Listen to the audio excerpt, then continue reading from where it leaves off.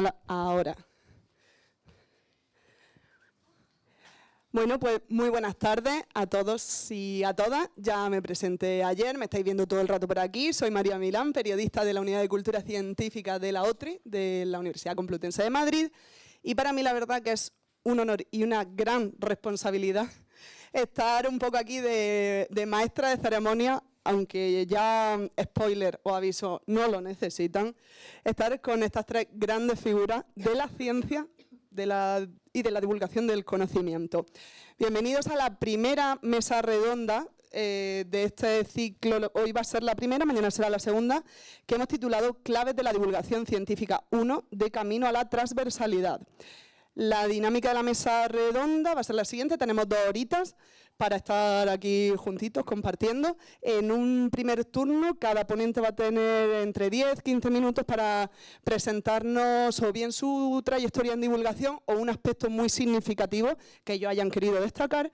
Y después tendremos una serie de preguntas que he preparado por aquí y luego ya, como colofón, lo mejor, que creo que es que vosotros y vosotras preguntéis, ¿no? Que generemos así ese pequeño debate. Así que empezamos con la primera ponente, que prácticamente, Margarita, no necesita presentación, pero te la merece. Margarita del Val es investigadora científica, química, viróloga e inmunóloga del CSIC en el Centro de Biología Molecular Severo Ochoa en Madrid.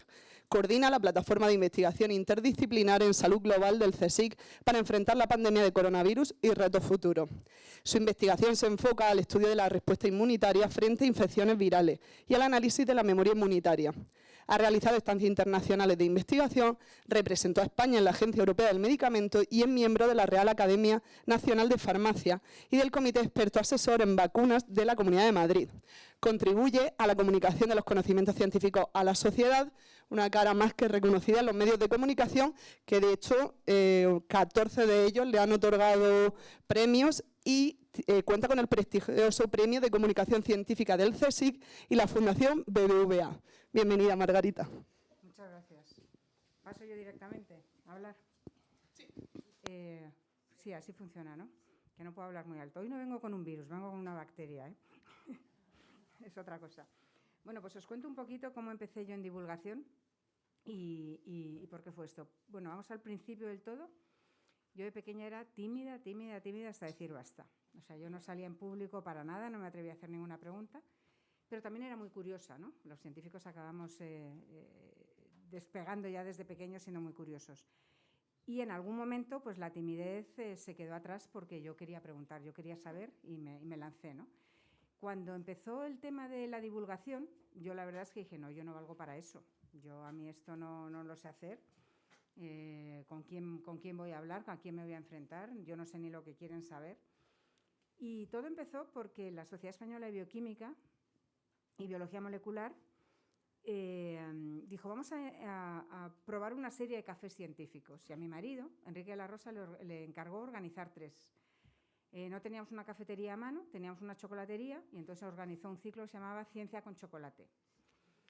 Y allí empezamos y después de 3 charlas de divulgación que no dábamos nosotros, que no daba él, porque yo iba por allí de consorte nada más, que no daba él, sino que lo daban otros, nos gustó tanto y tuvo tanto éxito que seguimos con ello. Seguimos con Ciencia con Chocolate, seguimos todavía con Ciencia con Chocolate ahora en un bar de copas en Madrid, en la calle Alberto Alcocer, el Club Moe.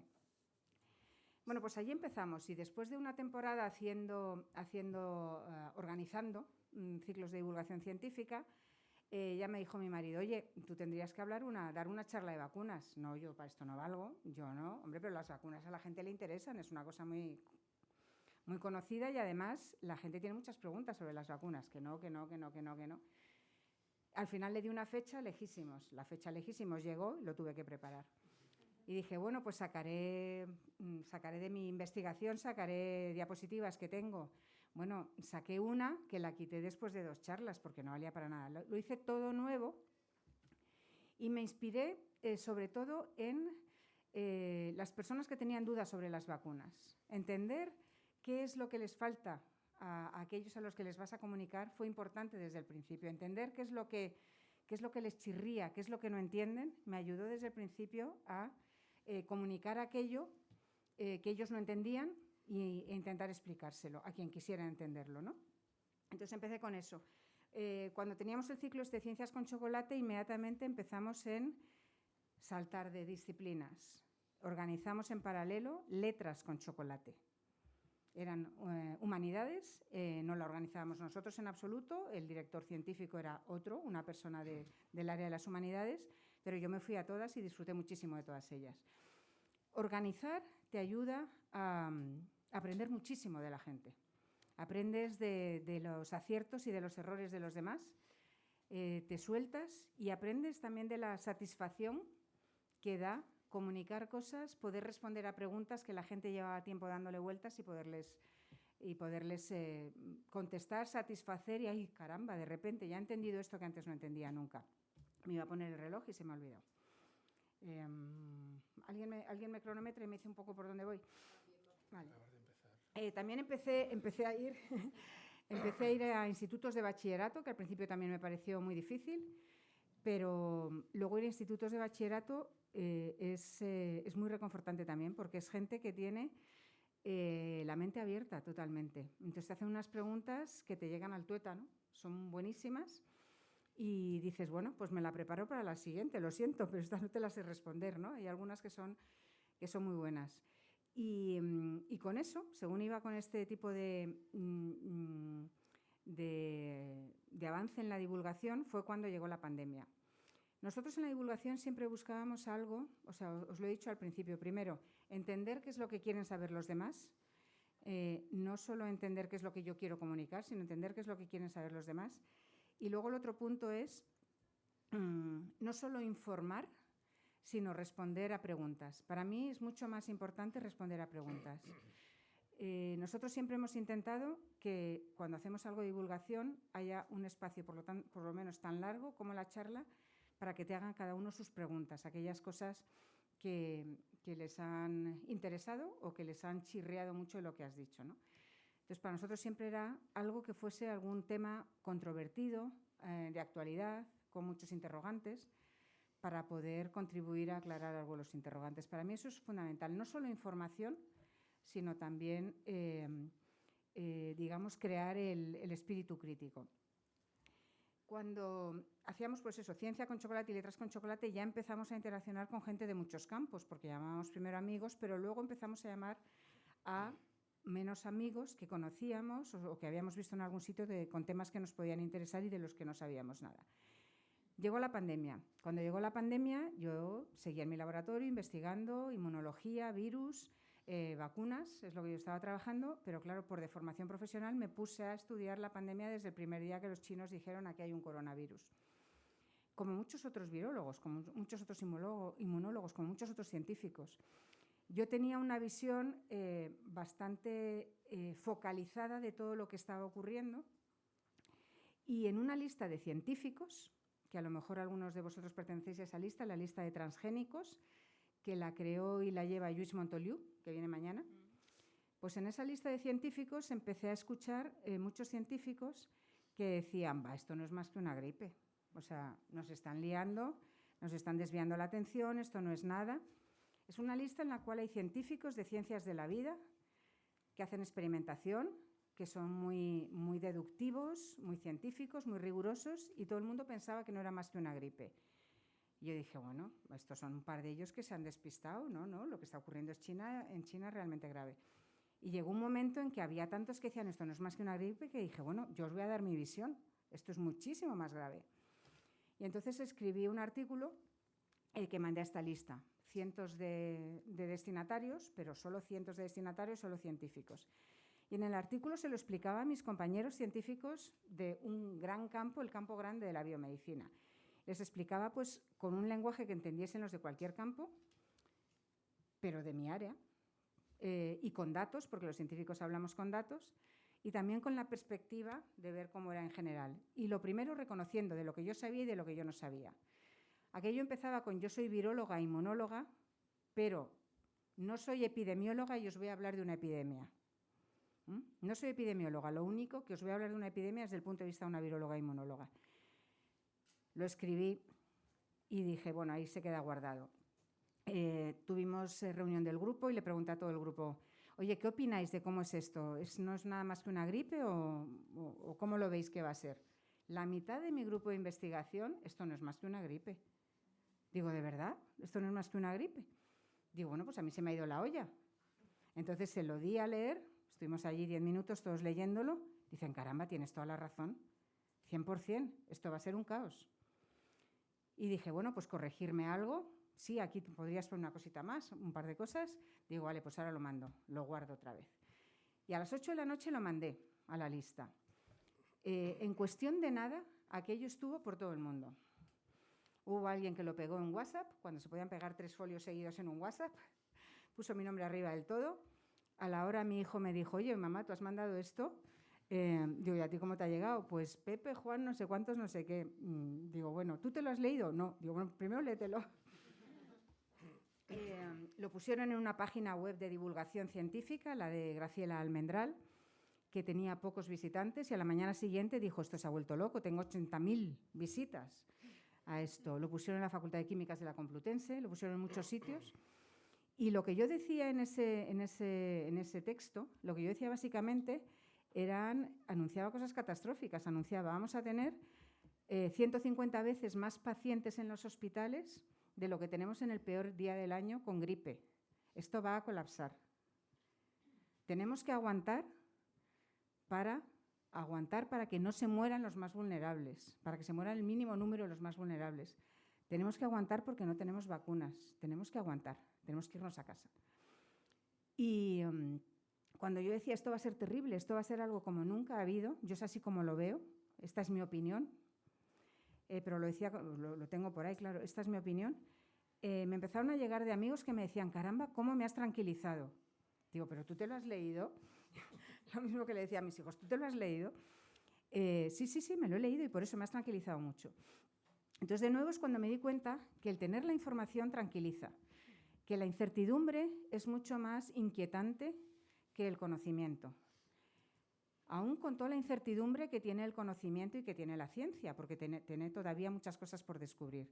Y entonces pensé que si yo podía ayudar a tranquilizar a la gente y a entender y a organizar su vida, pues iba a seguir comunicando mientras hiciese falta sobre la pandemia. ¿Qué pensé ahí? Pues pensé, digo, bueno, es que aunque haga falta 2 semanas de dedicarme a esto, pues me voy a dedicar, o sea, lo que haga falta, 2 semanas. Entonces, pues dije, vale, venga, acepto las entrevistas que sean en 2 semanas. Luego aquello han sido mucho más que 2 semanas, yo sigo dando entrevistas todavía, o sea que lo que pasa es que ahora sí que modulo mucho, cuando algo no es noticia, yo no salgo a los medios, o sea, si no hay necesidad, no hay que contarlo, o sea, es muy importante. Cuando hace falta comunicar, sí, sobre temas de riesgo de salud, así, ¿no? Si es por informar solo, sí, en cualquier momento es bueno para informar. Entonces ahí es cuando empezó la historia y este WhatsApp, en modo de WhatsApp, se difundió también por el CSIC, se difundió por muchísimos sitios. A mí luego me llegó cantidad de gente que me había dicho que lo había visto en cuestión de horas. Me llamaron de sitios oficiales a ver si cancelaban cosas, no sé, fue aquello como de locos. Entonces dijeron, bueno, vamos a montar una plataforma de investigación para enfrentar la pandemia desde el CSIC. ¿Quieres dirigirla tú? ¿Quieres coordinarla tú? Y yo dije, vale, sí, yo me siento... Yo creo que mi conocimiento es importante para esto. Tengo una base de muchos años de conocer los virus, conocer las vacunas, la inmunidad. Vamos a empezar a coordinarlo. Pero dime, ¿cómo es la estructura de una plataforma? Yo en aquel momento no lo sabía y ahora seguimos coordinando esta plataforma. Y allí fue mi encuentro con profesionales de muchísimas disciplinas. Y eso fue muy importante porque lo que hacíamos es nos reuníamos para encontrar soluciones rápidas y profundas como una vacuna. Rápidas como una mascarilla, profundas como una vacuna. Muy necesarias como un diagnóstico o imprescindibles como cómo desinfectar superficies. Buscar un antiviral, muy creativas como buscar cómo matar a las células infectadas especialmente o seleccionar unas de otras, cómo hacer, bueno, todo tipo de cosas. Empezamos a trabajar en todo eso con muchas donaciones. Entonces, ahí lo que estábamos coordinando todo eso era desde todos los ámbitos del conocimiento y ahí lo importante fue cómo nos contábamos unos a otros cómo veíamos la pandemia. Hacíamos divulgación de altísimo nivel unos a otros. Nos reuníamos sin fin, 1 o 2 veces a la semana. Cómo es la actualidad, qué estamos haciendo, qué tenemos que priorizar, qué es lo que hay que hacer. A mí me han llamado de no sé dónde, necesitan esto, un hospital de campaña, que podemos... Todo. Entonces, los físicos te hacían preguntas que todavía no he respondido algunas. Los de demografía, lo estábamos hablando antes, me hacían otras preguntas que yo decía, pero bueno, yo pensaba que esto lo sabía. Te dabas cuenta de que la gente se creía que no había virus en el ambiente, cuando todos los días tenemos catarros, ¿no? Bueno, pues percibías cosas que nunca habías percibido. Entonces, las preguntas que hacían la gente de otras disciplinas era súper enriquecedor. Porque no es que yo me crea que sepa todo, pero había cosas que yo daba por sabidas. O sea, yo pensaba que algunas cosas sí que las sabía de mi campo, pues tampoco. Con lo cual, te tambalean todo y es buenísimo eso.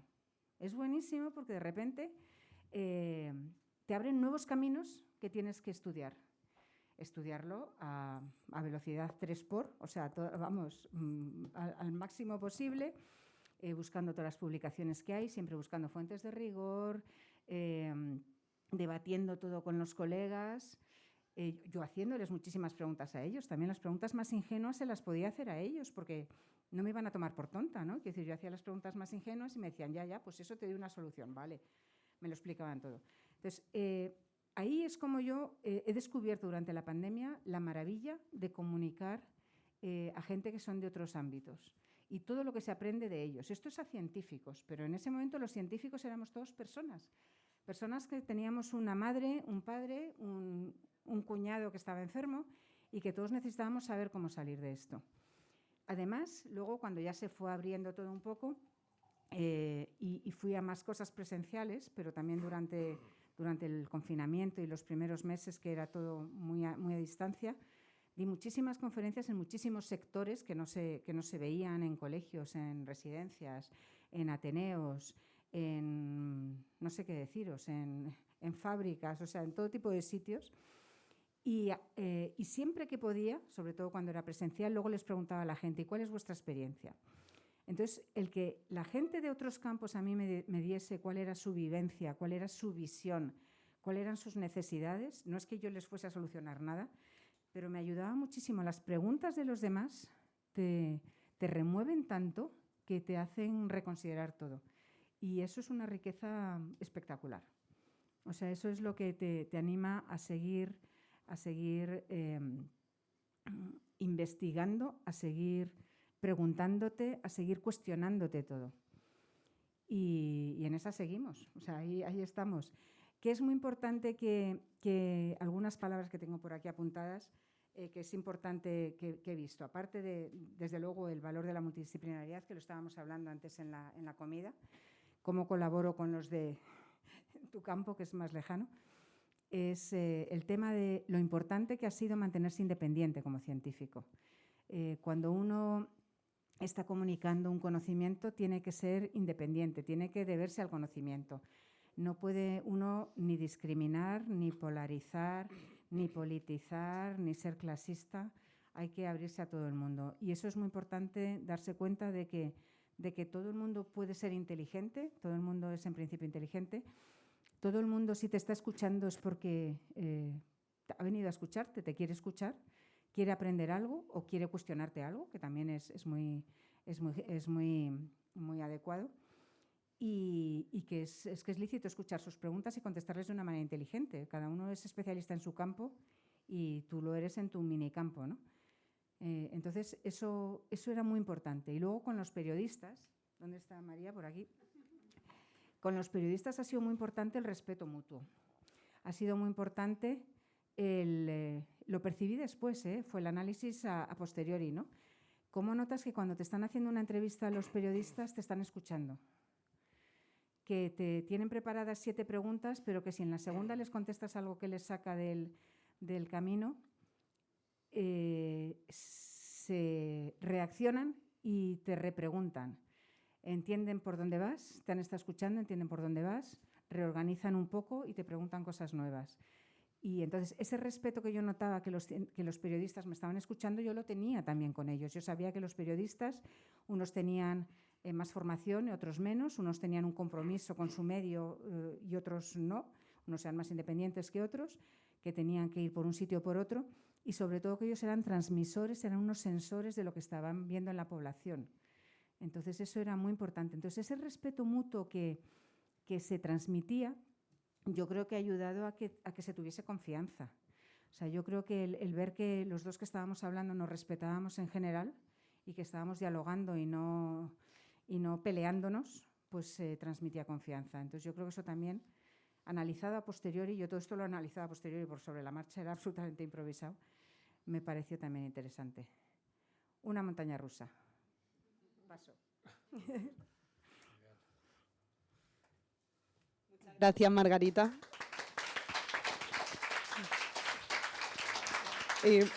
Me quedo con no lo has podido definir mejor, ese respeto del que luego vamos a profundizar un poquito más.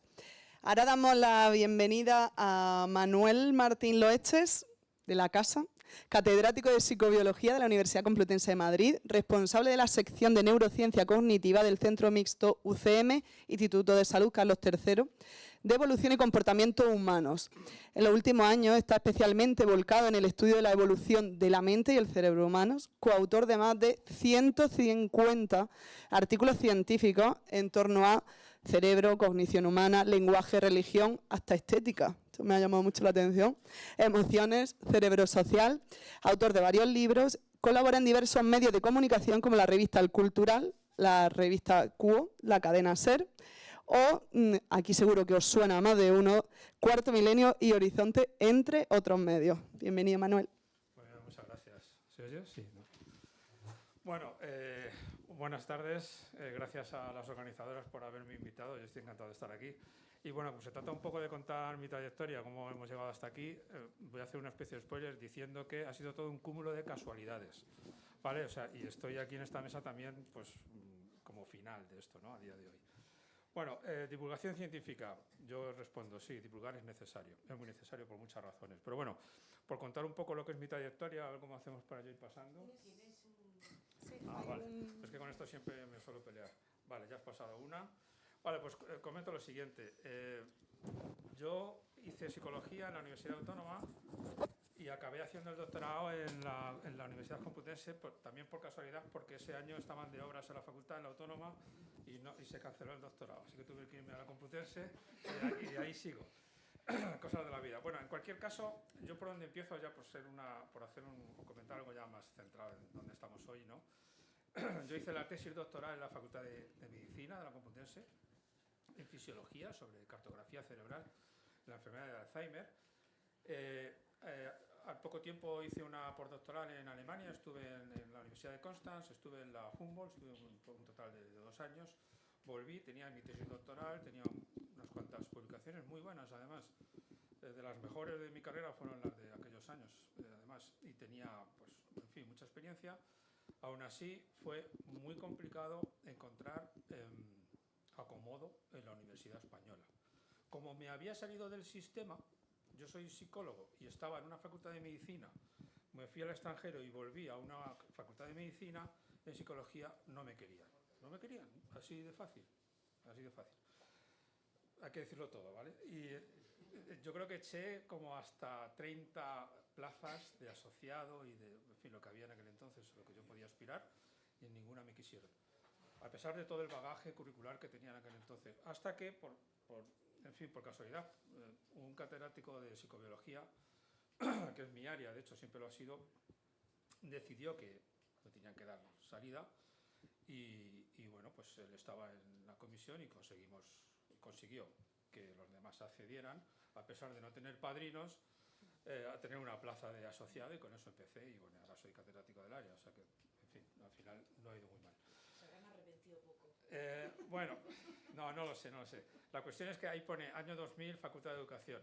Tampoco he echado muchos cohetes. Yo soy psicólogo y me gustaría haber terminado o haber hecho mi carrera docente en la Facultad de Psicología, porque considero que mis conocimientos son más afines, ¿no?, para ellos.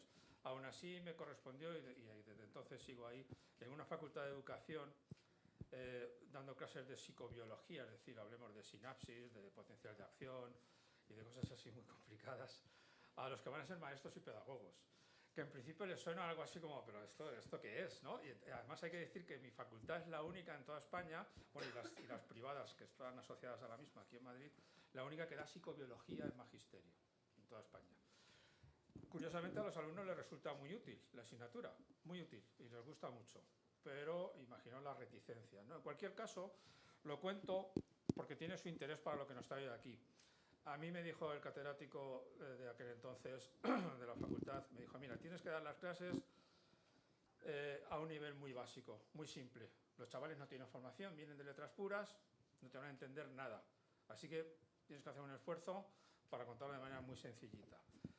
Y me parece pertinente porque a partir de ahí, con este rodaje de contar las cosas para gente que no entiende nada de lo que le estás explicando, e intentas que lo entiendan y se examinen y lo aprueben, pues al final te da un bagaje como para explicárselo a todo el mundo, lo que tú tengas que explicar. Eso yo lo considero bastante valioso en mi carrera. Me ha ayudado mucho a bajar el nivel, vamos a decirlo así, y a decirlo pues para que se entienda así de forma llana. Espera. Bueno, al poco tiempo de conseguir la plaza de asociado, me parece que en 2 años así, conseguí una de titular de universidad, algo también raro, muy rápido. Ya una vez que entré, se conoce que el currículum empezó a valer. Ahora sí, en fin, tuve también mis cosas, que no voy a contar, mis complicaciones. Y por esa época también, por una charla que di en un congreso que se había dado aquí en España, en Madrid, sobre mis investigaciones sobre el lenguaje y el cerebro y demás, me conoció Juan Luis Arzuaga, que también él dio una conferencia, él y su equipo dieron una conferencia en ese congreso, que se dio en la Facultad de Biológicas aquí en la Complutense. Y el caso es que él en aquel entonces estaba montando un centro de investigación sobre evolución y comportamiento humanos, y dijo, pues te podías venir para ayudar con lo del cerebro y demás, ¿no? Esa es un poco la idea. Y efectivamente, desde entonces, desde el año 2001 más o menos, estamos allí.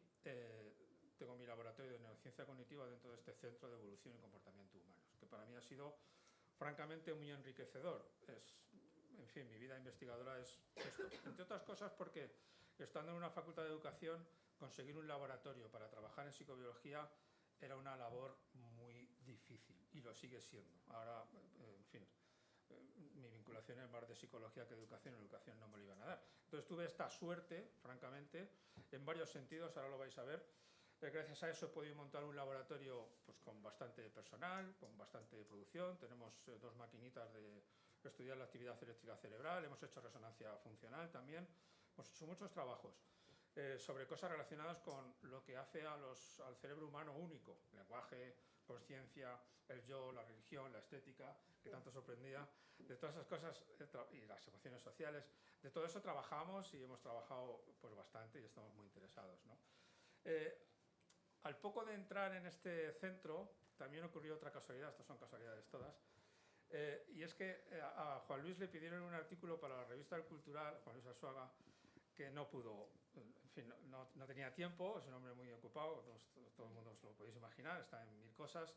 Entonces, pues dijo, ¿por qué no le pedís a Manolo que haga un artículo para el Cultural, ¿no? A ver si se le da y tal. Y efectivamente me pidieron, pues se escribe algo, pues, ¿de qué? Pues no sé, vamos a hacer un número especial sobre Mozart. Y dije, pues ya está, el efecto Mozart, este famoso. No sé si lo conocéis, si no, os recomiendo que leáis mi artículo del año 2000 y pico, 2000 poco, sobre el efecto Mozart, que es una cosa muy curiosa, que se ha ido de madre, porque hubo una publicación en Nature hace unos años, me parece que los 80, lo reviso todo ahí en el artículo, que demostró que poniendo música de Mozart durante unos minutos, una pieza concreta, una pieza para piano, a continuación, durante los siguientes minutos, se conoce que eso activa varios circuitos en el cerebro que se solapan con aquellos que se utilizan para hacer operaciones matemáticas. Entonces, si eso se preactiva, luego haces operaciones matemáticas más fácil, en menos tiempo, con mayor eficacia. Ese es el famoso efecto Mozart, que luego se ha salido de madre y derivó en algo que ya afortunadamente ha desaparecido, que es Baby Mozart, Baby Beethoven, Baby Vivaldi, Baby no sé qué, que es poniéndole música clásica a tu hijo, vas a hacer un genio de él. No sé si lo habéis visto. Además, ha movido mucho marketing esto. De hecho, en Amazon vendían CDs de música clásica, se llamaba así, Baby Mozart y tal. Todo mentira. Pero bueno, yo ahí en el artículo revisaba las evidencias científicas que había de verdad y cómo esto se ha ido un poco de madre y no había empezado casi apenas a irse de madre, se fue al poco tiempo. El caso es que del Cultural les gustó cómo escribía y me pidieron más artículos. Y al cabo de 4 o 5 artículos de la editorial Aguilar me llamaron, oye, nos gusta cómo escribes, ¿por qué no escribes un libro para nosotros? De lo que sea, ¿no? Y entonces, bueno, pues saqué este libro, que se enteró poca gente, se llama La mente del Homo sapiens, al que le dediqué miles de horas a revisar artículos, libros, de todo, en fin.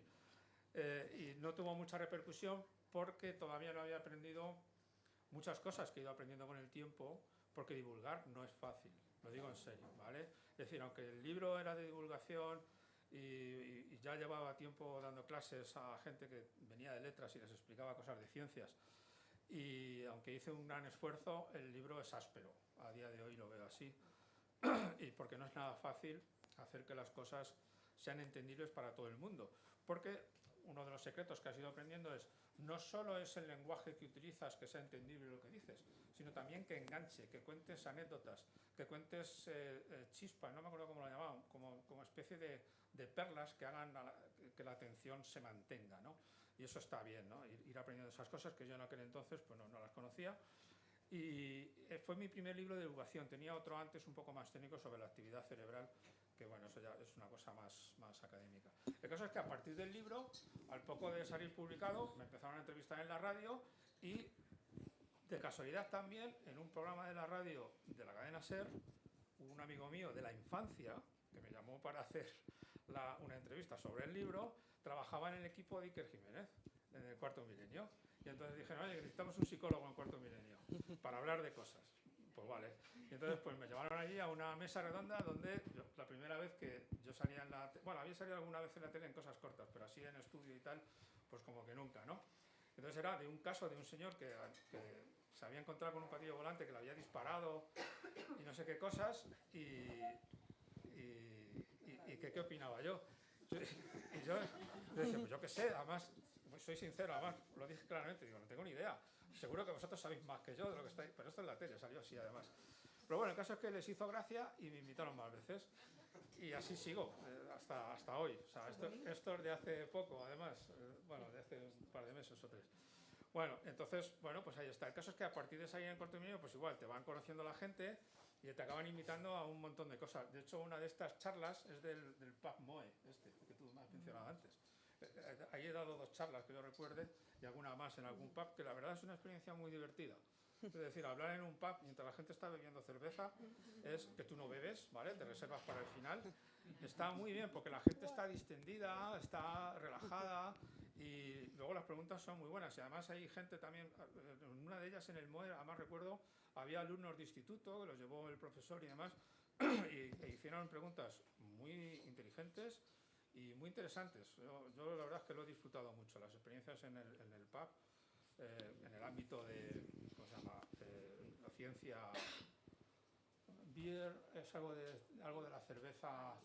Pint of Science. Pint of Science. Sí. Vale, muy bien. Pues eso, y en varias cosas, pues ahí está, he estado invitado. Como ya te van conociendo, pues al final te van enredando en más cosas.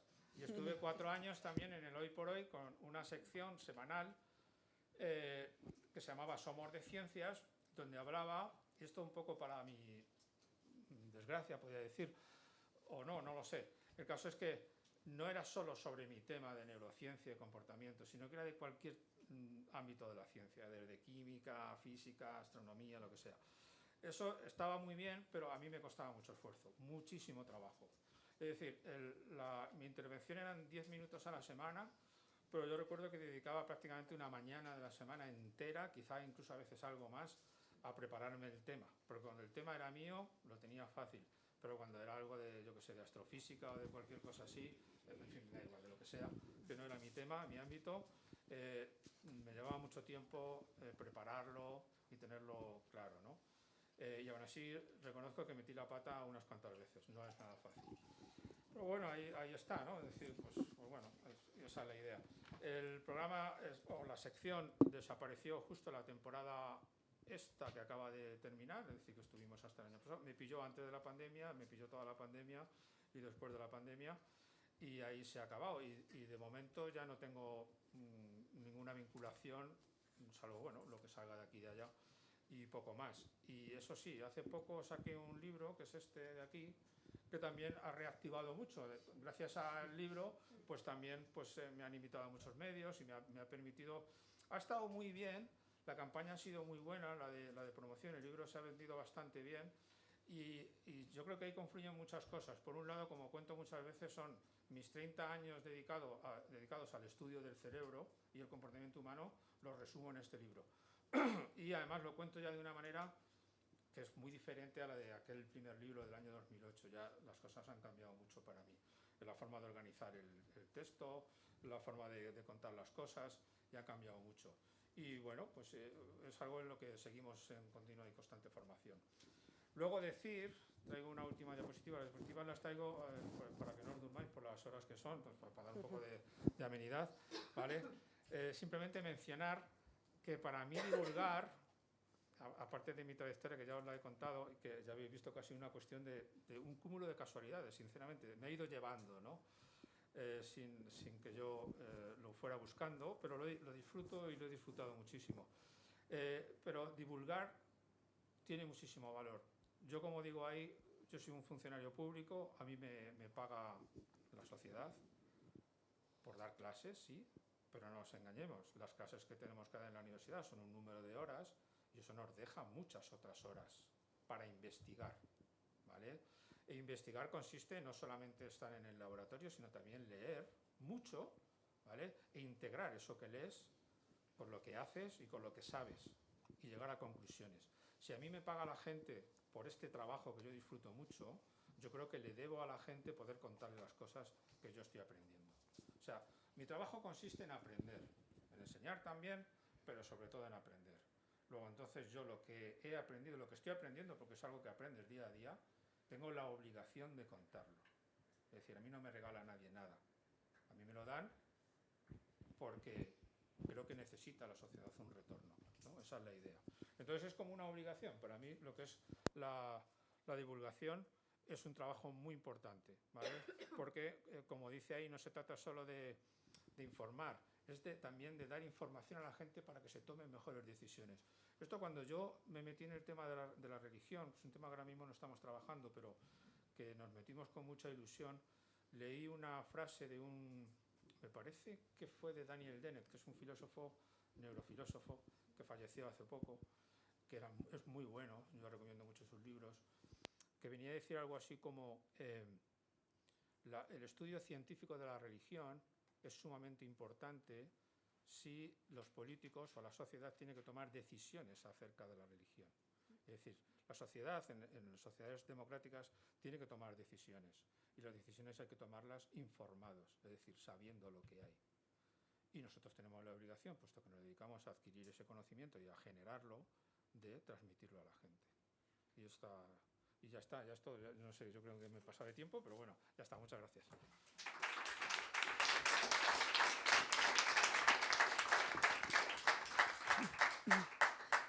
Muchas gracias, Manuel. Y ahora vamos con el último turno, el de Josefa Ros Velasco, doctora en Filosofía por la Universidad Complutense de Madrid, Premio Nacional de Investigación del Ministerio de Ciencia y Universidades en 2022, la mayor experta en estudios de aburrimiento de España, que no es poco. Y no es nada aburrida, ya os lo avanzo. Ha sido la primera persona en España en situar en el centro del diálogo público y científico la hipótesis de que el aburrimiento disfuncional es un factor de riesgo que pone en peligro el bienestar físico y mental de las personas mayores que viven institucionalizadas. La enfermedad del aburrimiento es una de sus obras y la más conocida hasta ahora. Y además ella creó la primera asociación del mundo para el estudio del aburrimiento, la International Society of Boredom Studies. Perdón, en inglés. Bienvenida, Josefa. Gracias, ha estado perfecto, ¿eh? Esa pronunciación, todo. Bueno, buenas tardes. Estoy encantada de estar este ratito aquí con vosotros. Menudo papelón me ha caído hablar después de Margarita y de Manuel, dos personas a las que admiro mucho y que tienen una trayectoria como divulgadores y como científicos mucho... No pensaba utilizar el micrófono porque tengo una voz bastante fuerte. Pero si queréis lo utilizo y os dejo a todos sordos, no pasa nada. Bien, pues Pues eso, me siento muy contenta, no solamente por la oportunidad de estar esta tarde en el curso, sino también de estar compartiendo mesa con ellos, pero al mismo tiempo me siento abrumada, ¿no? Porque soy la más pequeña de la mesa, la que tiene una carrera más cortita, y no sé si ahora, bueno, pues lo que yo os cuente se va a quedar a la altura del betún, como se suele decir. Quiero comenzar destacando dos cosas que me han llamado la atención de las intervenciones de mis compañeros. Margarita, cuando yo estudiaba la carrera de Publicidad y Relaciones Públicas, solo aprendí una cosa. Sí, es que son carreras, María, complicadas, ¿verdad? Solo aprendí una cosa, y es que siempre, siempre las personas prefieren la verdad, aunque sea incómoda y dolorosa, a la mentira. La mentira no se perdona. Es así. Y por la parte de lo que... Bueno, lo de Manuel lo voy a recuperar después, seguramente. Me has chafado las conclusiones de mi presentación. Bueno, luego te retomo. A ver, comentabas, ¿no?, que a ti la divulgación te llegó casi como por casualidad. A mí me llegó por obligación. La divulgación para mí, el tener que buscar la forma de explicar lo que hago a personas que no tienen ni idea del lenguaje técnico que se usa dentro de mi disciplina, fue prácticamente una obligación. Yo provengo de una familia de muy bajos recursos, una familia en la que, sin ir más lejos, mis padres son ambos analfabetos, una familia en la que yo soy la primera persona que ha conseguido una licenciatura, no solo en mi familia nuclear, sino en toda mi familia extendida, por parte de madre y de padre. ¿Qué significa esto? Que cuando yo le dije a mi padre que quería estudiar filosofía, mi pobre padre no tenía ni idea de lo que le estaba diciendo, ni idea. Y yo tuve que ingeniármelas porque él sufría mucho, porque me decía, es que el hijo de mi compañero de trabajo está estudiando medicina y yo sé lo que está haciendo. Y luego la hija es traductora y traduce del inglés al español. Y cuando a mí me preguntan que qué es lo que haces tú, yo no sé qué contestar. Y yo me las tuve que ingeniar para que mi padre fuese capaz de responderle a sus compañeros de trabajo. El hombre se angustiaba mucho. Yo nunca entendí por qué. Así que, bueno, de alguna forma le expliqué que los filósofos nos dedicábamos a hacernos preguntas y, en el mejor de los casos, algunas veces, damos con alguna respuesta que tiene el mismo valor que una opinión. Eso era lo que quería comentarte. Qué peligro convertirte en opinólogo. A mí me pasó en COPE. Eso era lo que yo quería retomar después. En fin, mi padre a esto me contestó, hija mía, ¿y tú crees que a ti te van a pagar en esta vida por hacerte preguntas? Porque yo, muy lista para responder preguntas, tampoco es que te vea. Bueno, pues oye, hasta el día de hoy me pagan por hacerme preguntas. Vivo de esto, no sé qué va a ser a partir del año que viene, no quiero volver a entrar en el tema. Pero hasta el día de hoy he conseguido, ¿no?, vivir de la filosofía. Pero de alguna forma esto a mí me obligó ya a tener que adaptarme, y nació en mí una especie de deseo de que todo lo que tuviese que contar con respecto a la filosofía tenía que ser capaz de entenderlo mi madre y mi padre. Y mira que los filósofos tenemos una costumbre horrorosa de inventarnos términos impronunciables, sobre todo los alemanes, que tienen términos, el espíritu del pueblo, bueno, tienen términos larguísimos, ¿no?, con 4 consonantes seguidas, impronunciables. Mi objetivo fue que cada vez que yo hablase de filosofía, a las personas a las que les hablase me pudiesen entender. Esto me trajo cosas muy buenas y cosas muy malas. Mis alumnos están encantados, mis alumnos en la universidad, porque son de primero y entienden las cosas perfectamente. Ahora bien, cuando mantengo una conversación con otro filósofo, siempre está esa mirada por encima del hombro de no utilizas suficiente terminología, porque hay algo que yo no puedo hacer, a diferencia de lo que sí pueden hacer, por ejemplo, mis compañeros y otros tantos científicos que se dedican a la divulgación. Yo no soy capaz de utilizar ese lenguaje técnico. Aunque sepa perfectamente qué significa, cuando hablo con otras personas, cuando explico lo que hago, cuando explico los resultados de mis investigaciones, soy incapaz de utilizarlo. Será porque bueno, mi forma de ser es muy humilde, en el sentido de que no me gusta embellecer o ornamentar el discurso cuando es innecesario, hacerlo más complejo, no me gusta hacer alarde de conocimiento. Será porque nunca he tenido amigos dentro de la academia, será porque nunca he crecido en ese entorno y no estoy acostumbrada. Entonces me gusta explicar las cosas muy, muy, muy claritas. Durante los años en los que estudié tanto la carrera como después el máster, el doctorado, etc., bueno, pues yo tenía que participar en eventos científicos y me aburría muchísimo.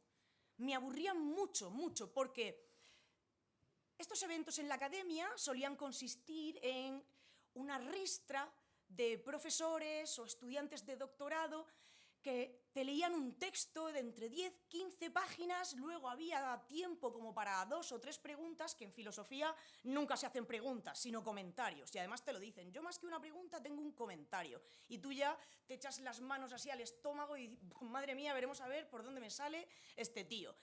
Para mí eso era soporífero, desesperante, era para mí y para todo el mundo. El tío ahí leyéndote un paper.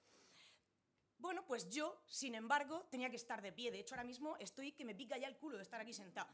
Yo tenía que estar de pie, tenía que estar mirando a la gente, tenía que estar haciendo contacto visual para ver si lo que yo te estoy contando lo estás entendiendo, te está interesando, le doy otro tono, te lo repito, a ver qué cara me estás poniendo. Era algo completamente distinto. También tenía que publicar artículos científicos y me costaba unos dolores de cabeza. Tenía que hacerlo porque me iban a evaluar ciertas agencias que quieren ver artículos científicos.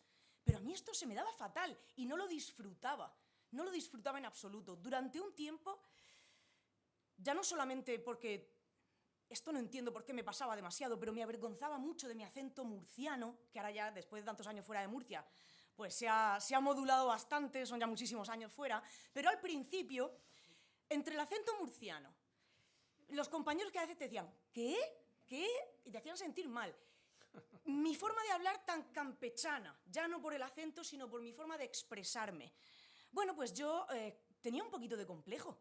Al principio tenía un poco de complejo y trataba, ¿no?, de hacerme pasar por otra persona. Y dije, bueno, hay que decir la ontología fenomenológica del ser, pues se dice, no pasa nada. En vez de decir ser humano, vamos a decir el ser pensante. Ningún problema, lo que queráis. Vosotros, yo me puedo poner a ese nivel, aunque sufra.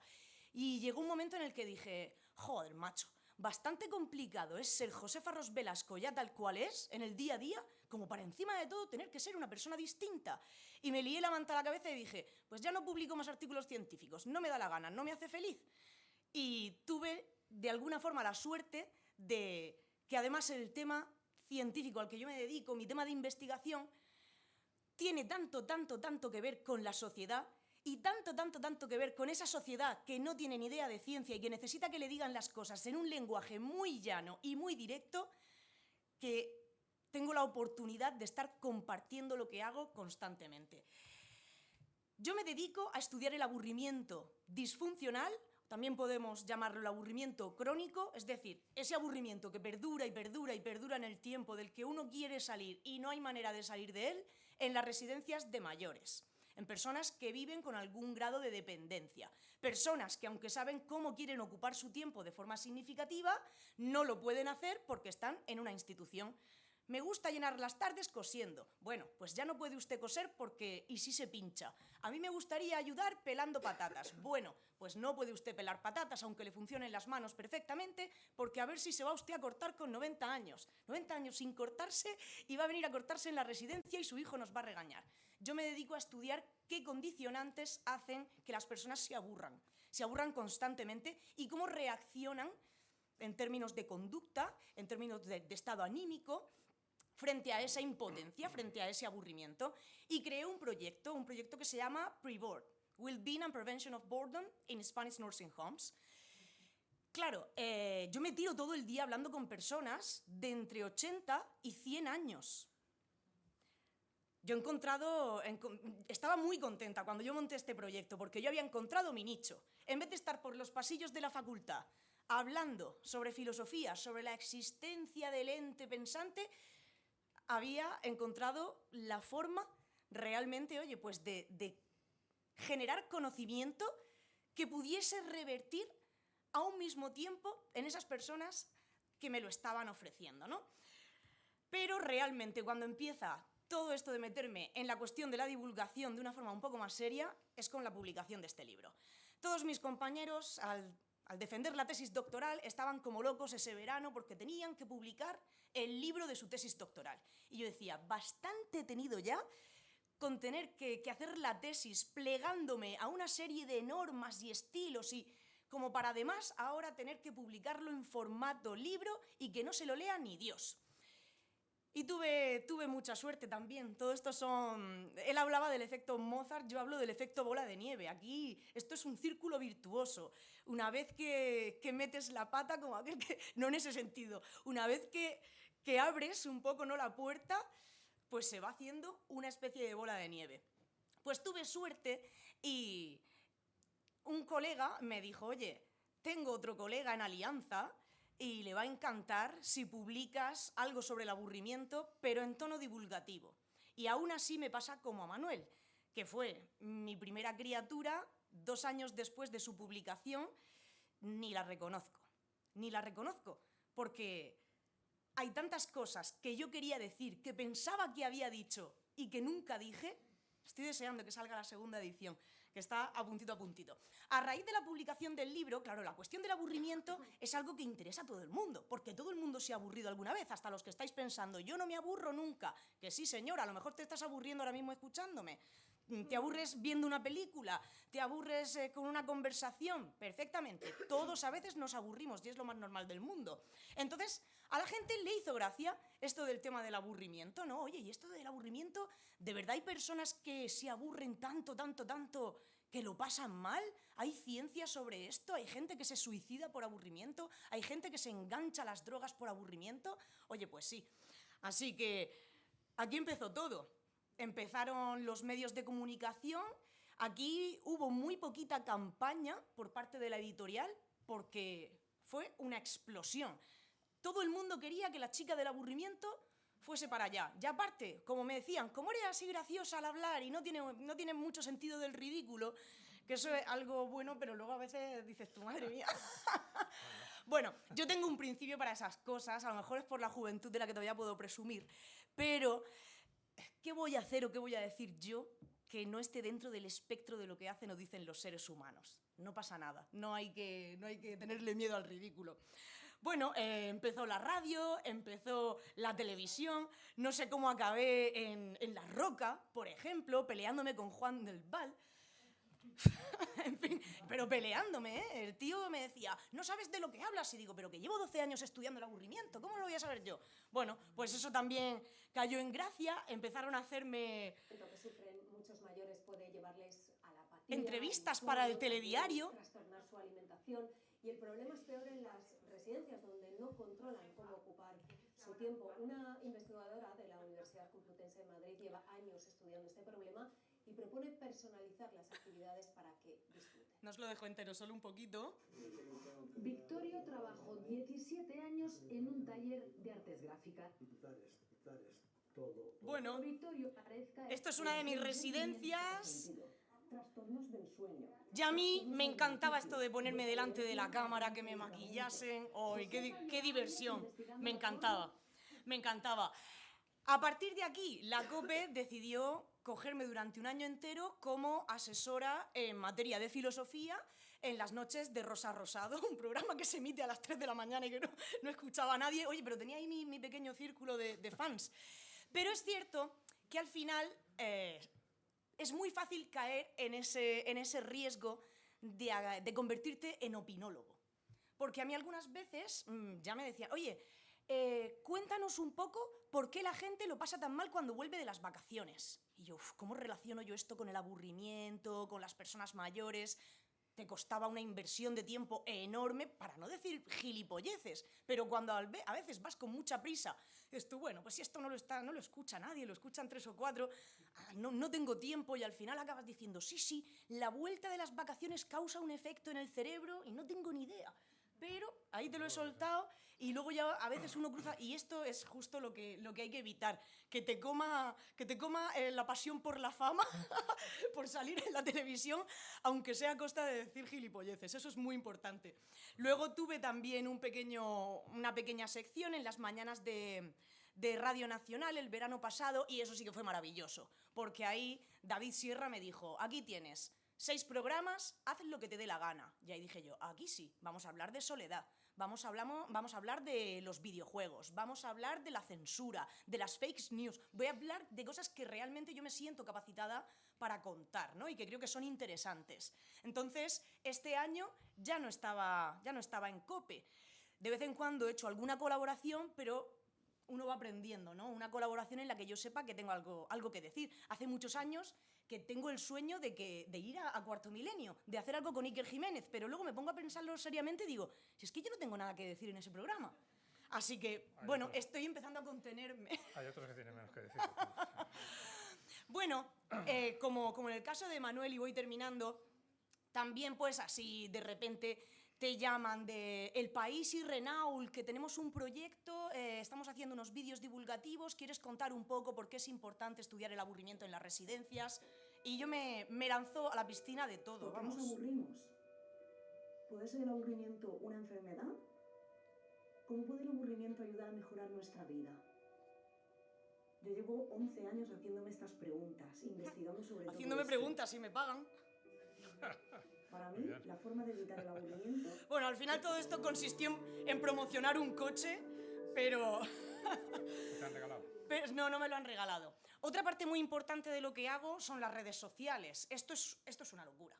Esto de las redes sociales, hay gente que se dedica profesionalmente a esto y para mí no tengo ni idea de cómo funciona.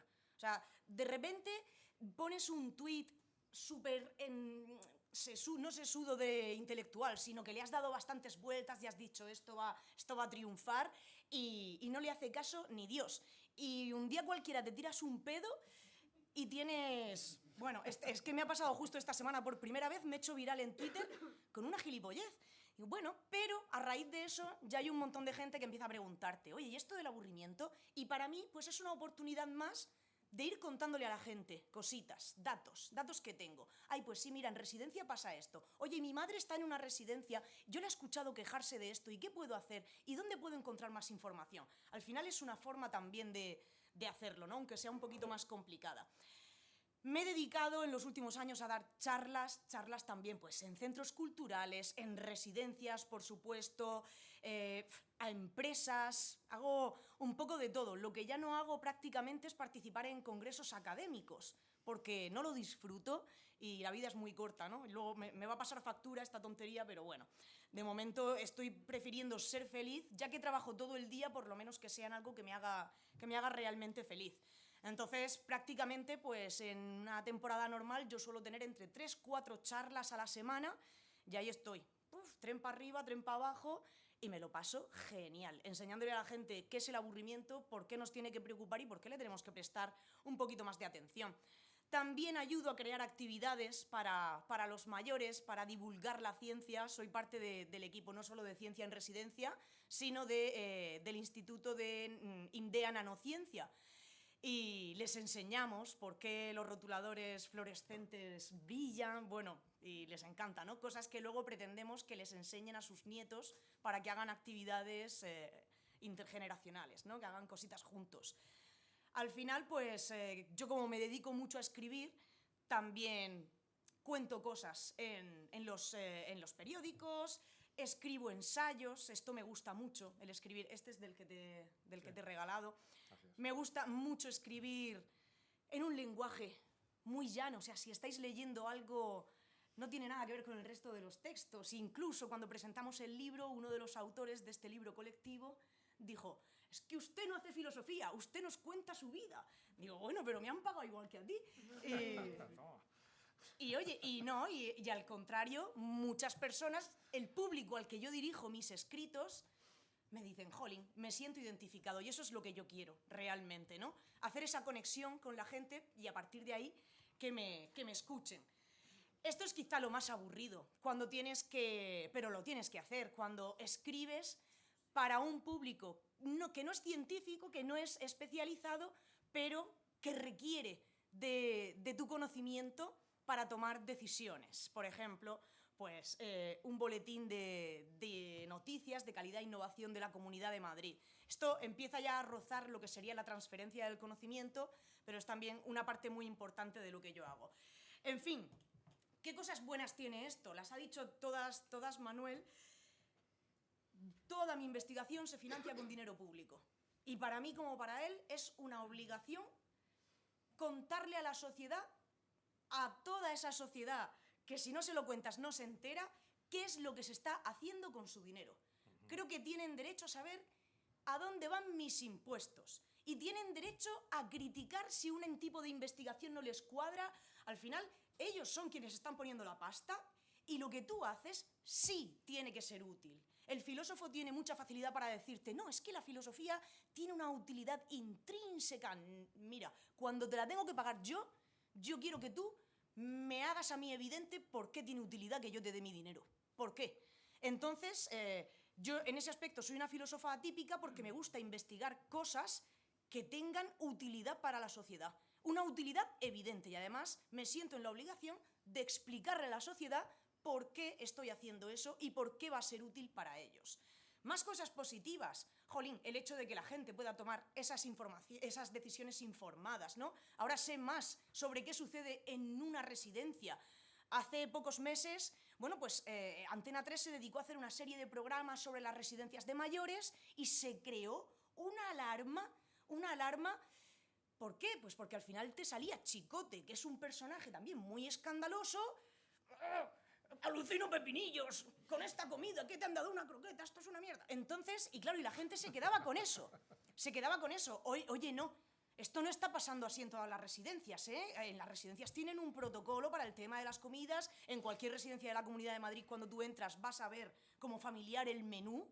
Están obligados a enseñártelo. Oiga usted, que no ha entrado a ninguna, no le han dejado. Entonces, esa parte de realmente informar a la gente y desambiguar, ¿no? Y una parte que a mí me encanta, que es la de que es entretenido, no solo para mí, sino para la gente. Entretener a la gente para mí es importante, es algo importante.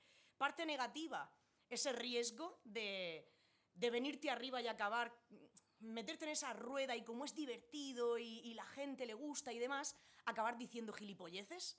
Y eso es algo que de momento yo estoy intentando todavía controlar.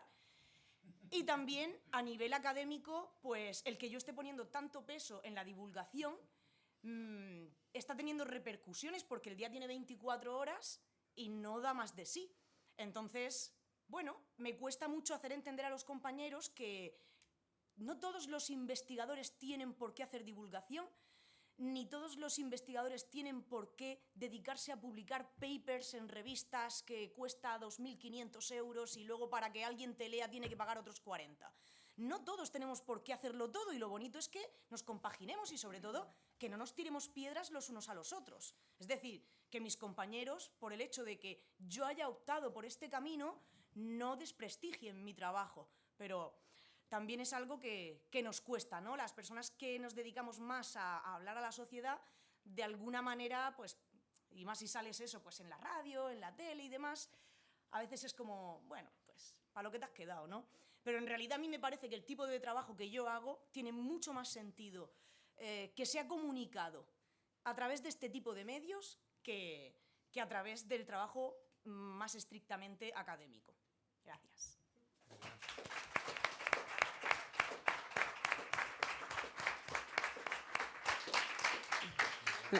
Me voy a poner por aquí porque se me hace, si no, muy raro, ¿no? Estar hablando de ahí, así os miro bien y, bueno, lo que nos permite la salita.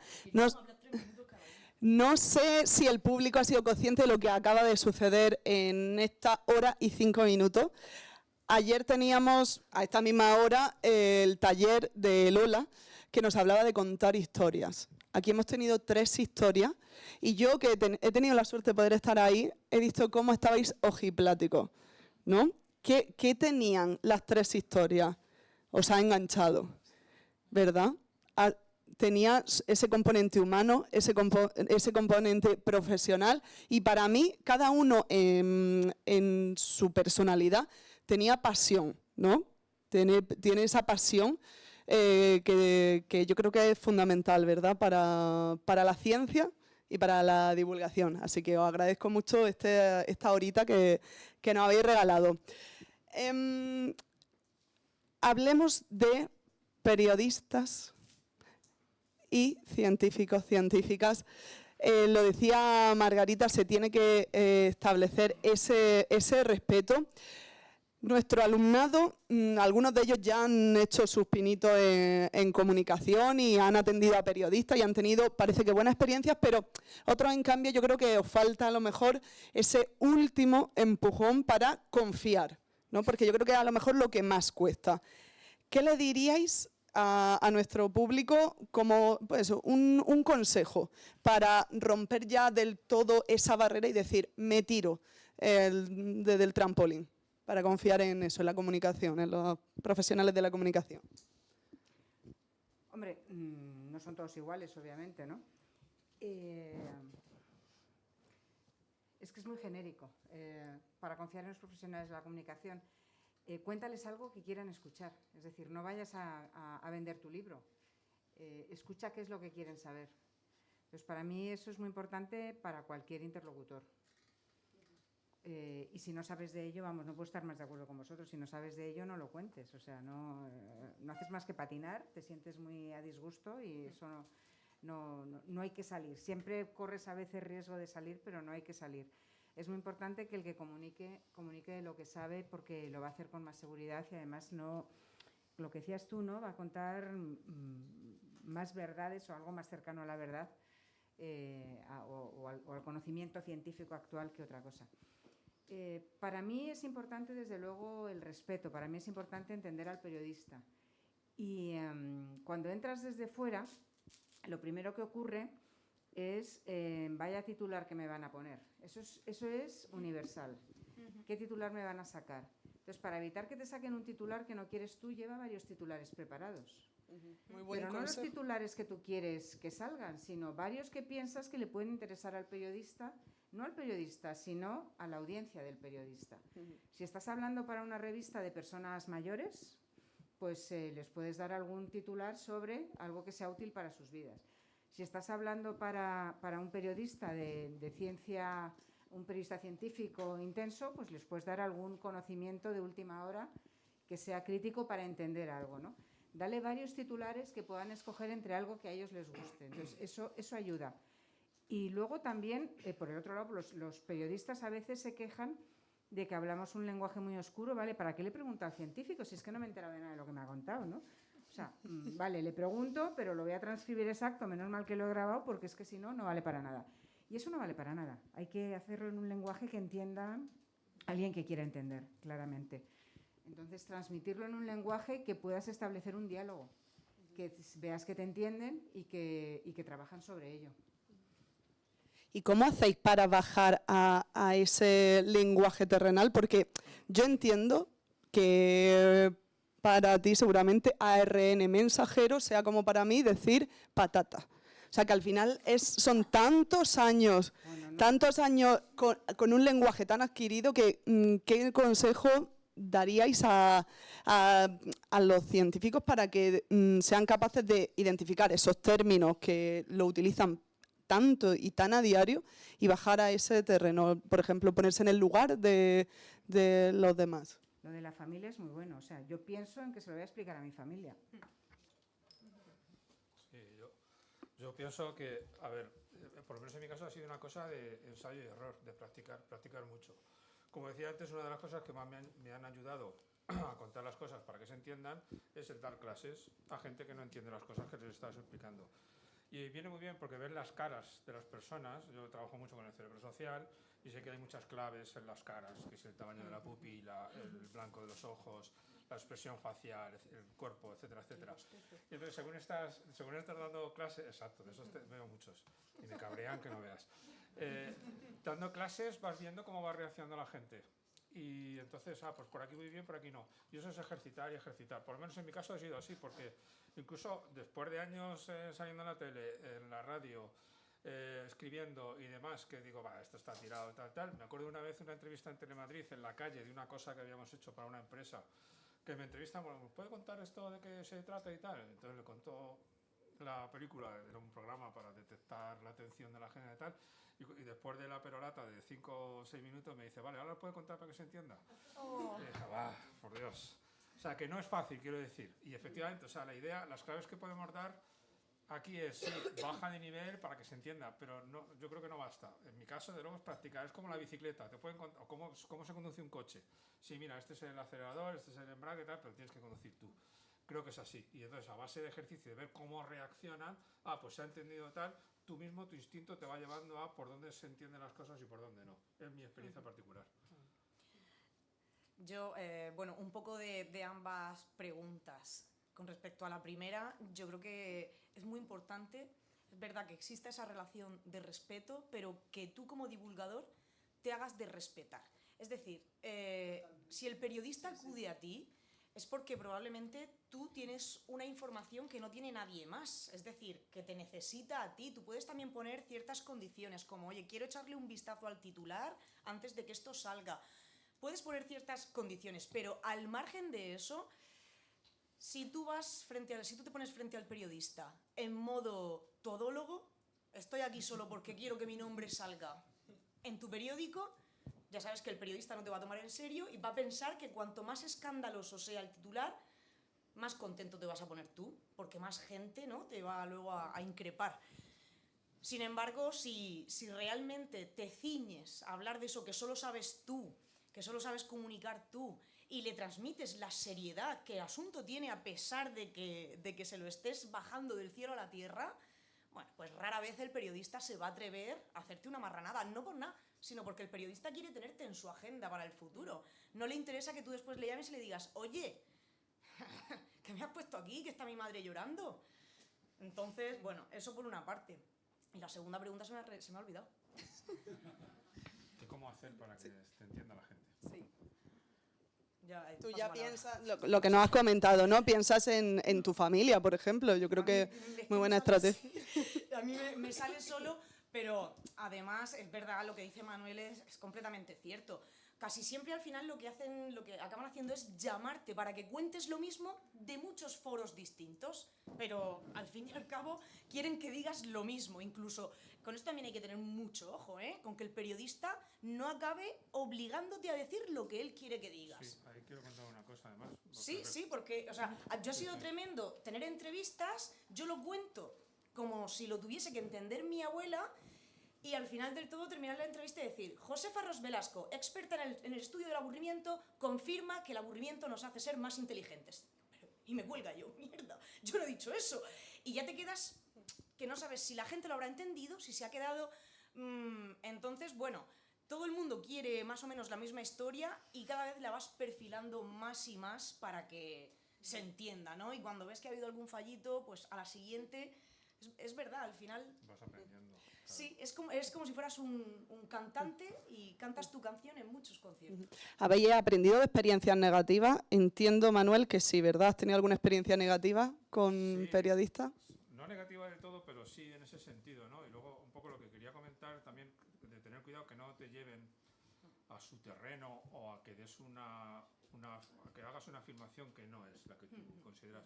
Recuerdo un caso muy particular porque habían sacado un artículo donde se estudiaban las diferencias a nivel microscópico entre los cerebros femenino y masculino. Y prácticamente eran un 90 y tantos % similares, pero había partes del cerebro, además esto es muy conocido, sobre todo que tienen que ver con el hipotálamo y con estructuras del cerebro que tienen que regular los sistemas hormonales, que eran diferentes claramente, y además esos sistemas están conectados con otros, tal. Bueno, al grano. Estaban empeñados en que tenía que decir, pero te van llevando con sutileza en que los dos cerebros son idénticos. Es un tema muy polémico, ¿vale? Y entonces, bueno, pero entonces la conclusión es que los dos son iguales, ¿no? Y yo, no son iguales, vuelvo a insistir. O sea, son iguales en un porcentaje muy alto, pero hay una parte que no. Ya, bueno, pero no hay diferencias, ¿no? O sea, yo ya me estaba hasta enfadando. No, vale, pues, o sea, que no. Claro, es además la antirregla de formular una pregunta, el condicionar la respuesta a ese no. Hay un poco de eso, sí. Pero se nota mucho, se aprende enseguida te das cuenta enseguida de cuando estás delante de un buen periodista que se ha preparado la entrevista Sí. y cuando estás Curioso. delante de alguien que Claro. solo quiere salir del paso y crear contenido contigo. Sí, sí. ¿Cómo se aprende de los buenos periodistas? O sea, una entrevista buena, la mitad del mérito se lo lleva claramente el periodista. Es tremendo. O sea, yo he identificado periodistas que son espectaculares, que no les conocía de nada y que sacan lo mejor de ti. Al final pasa como en todo, el periodista es un profesional y como encontramos en todas las profesiones, va a haber buenos y malos. Yo siempre quiero pensar que abunda lo bueno, pero que lo malo, como en todo, hace más ruido. ¿En qué tipo de formato, de género periodístico, de medio de comunicación os sentís más cómodos? ¿En una entrevista en radio, en televisión? Televisión ya Josefa ha dicho que le gustaba que le maquillasen.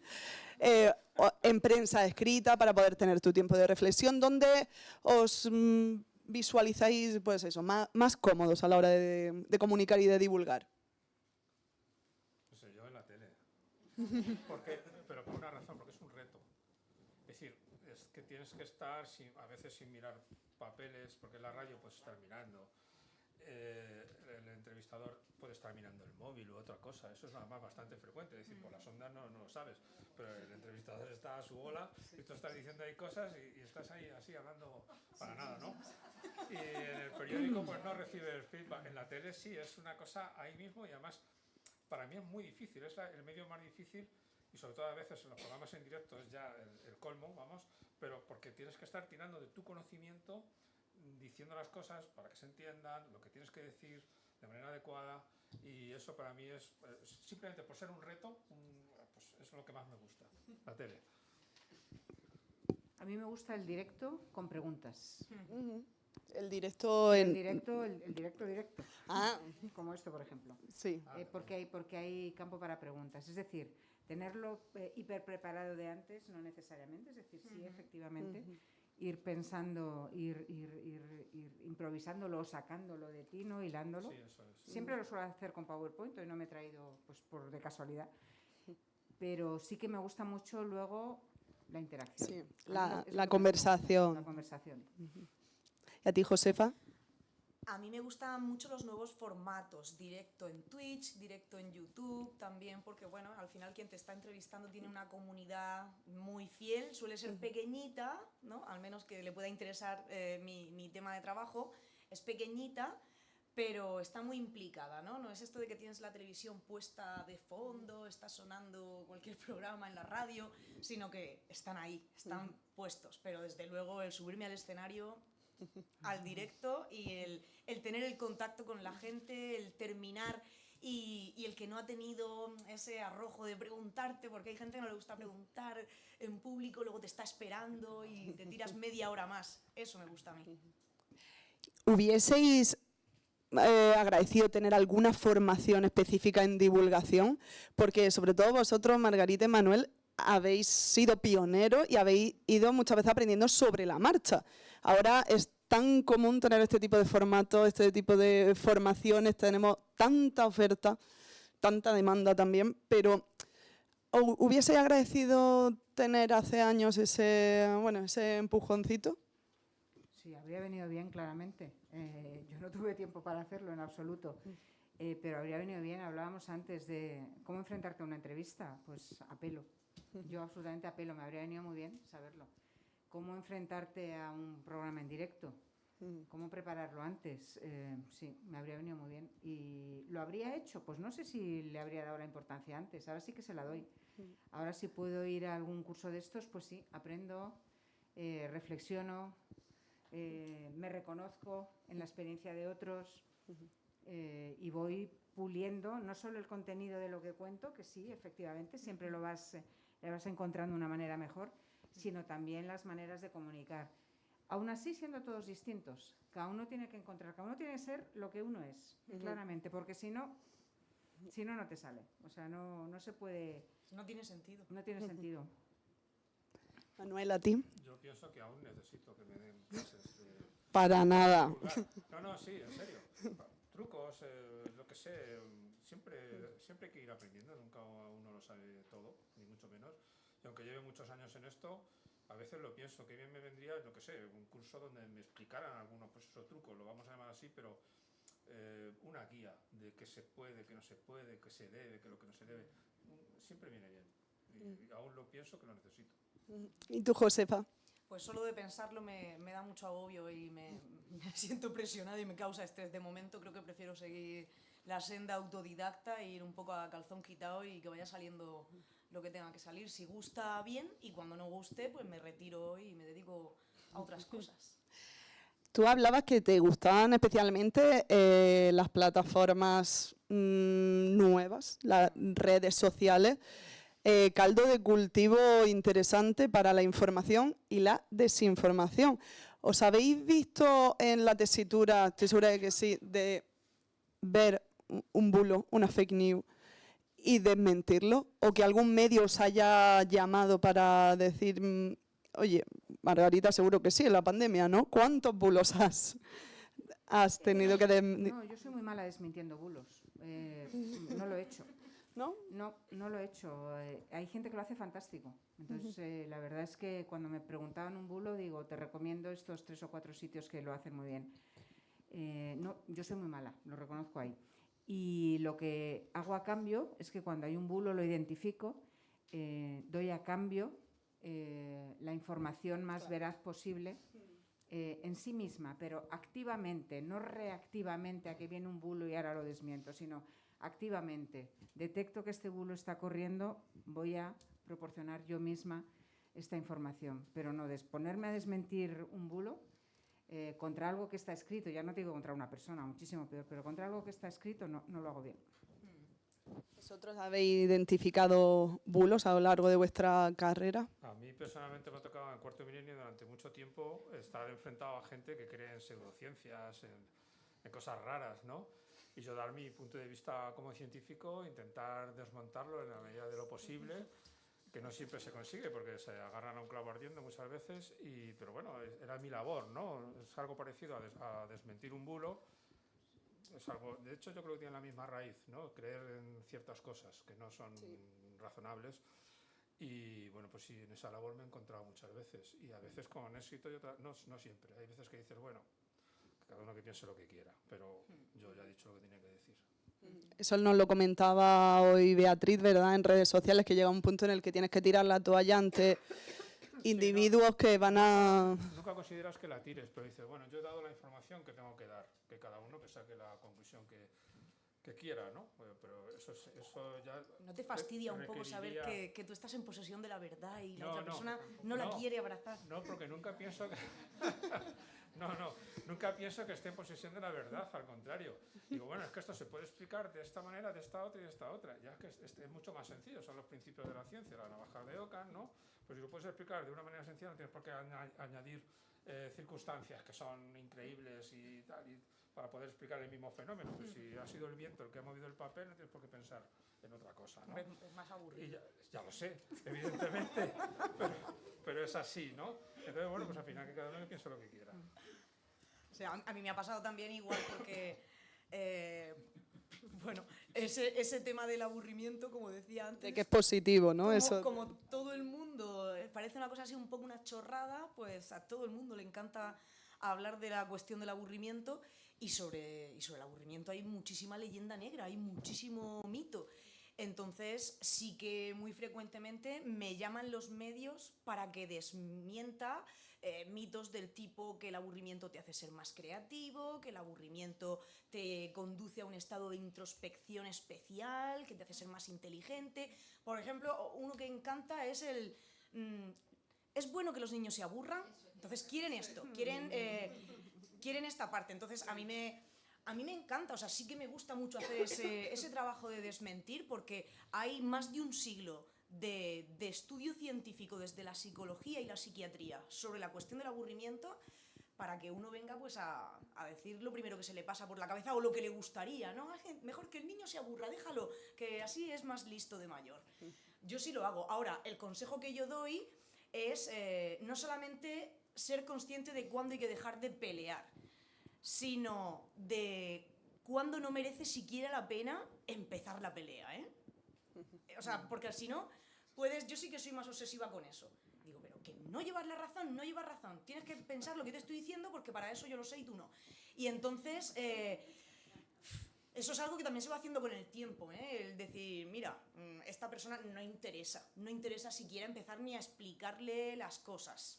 O sea que, porque si no gastas mucha energía. Esa gente sí que aburre, ¿verdad? Uf. Has sacado varias disciplinas y haciendo alusión al título de nuestra mesa redonda, que incluye la palabra transversalidad, ¿se entiende la ciencia, se entiende el conocimiento, se entiende la divulgación sin la transversalidad?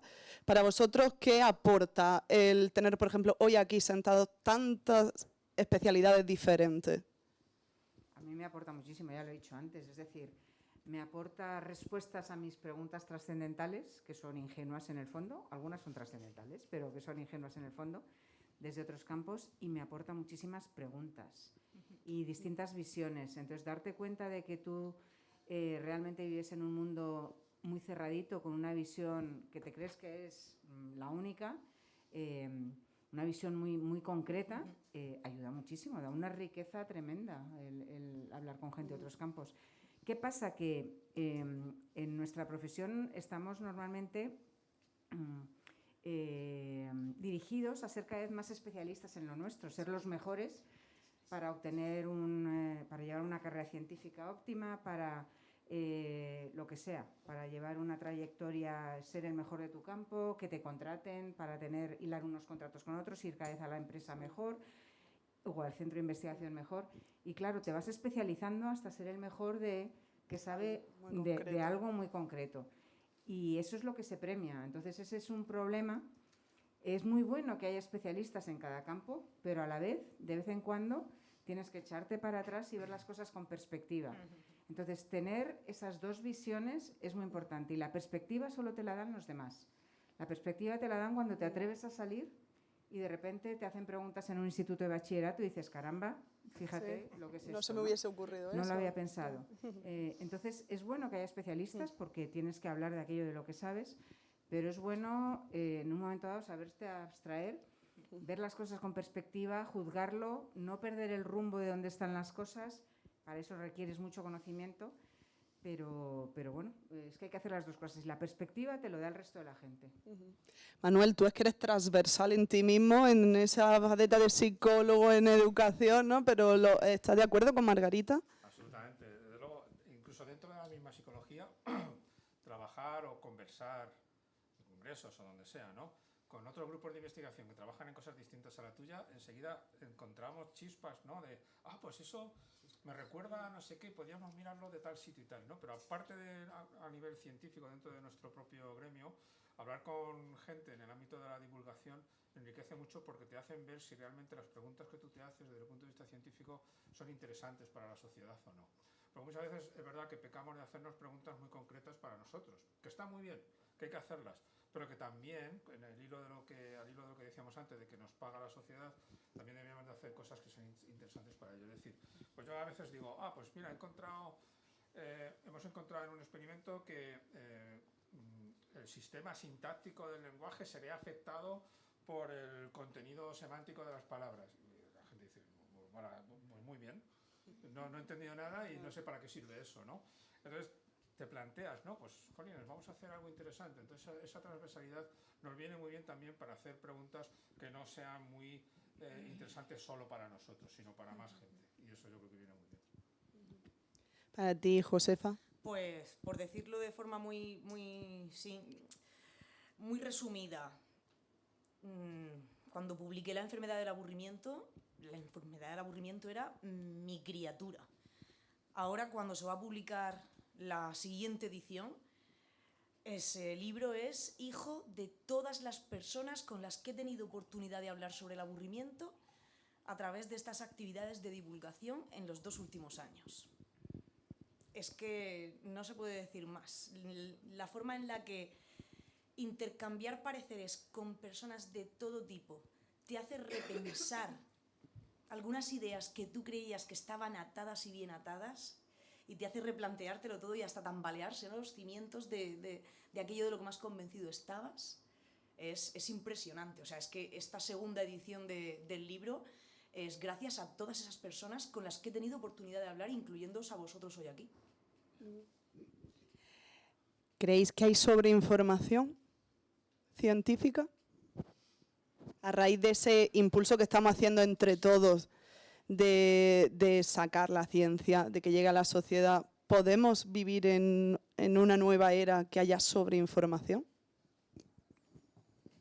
Yo no estoy seguro. Yo creo que vivimos en una era de sobreinformación de todo, sea científico o no. Sí. Hay tanta facilidad, es decir, con esto yo puedo comunicar con cualquier lugar del planeta en este momento de manera instantánea, obtener conocimientos o acceder a los conocimientos de prácticamente toda la historia de la humanidad en cuestión de segundos y además gratis. Entonces hay sobreinformación de todo.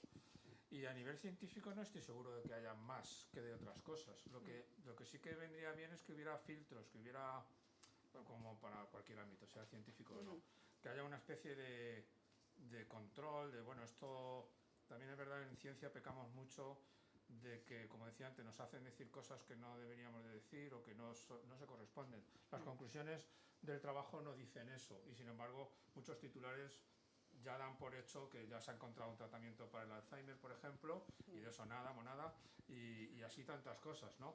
Entonces hay como una sobreactuación muchas veces, ¿no? Tendría que haber una especie de autocontrol, autorregulación de la información, ¿no? Pero yo creo que exceso es difícil controlarlo. Tenemos mucho acceso a muchas cosas.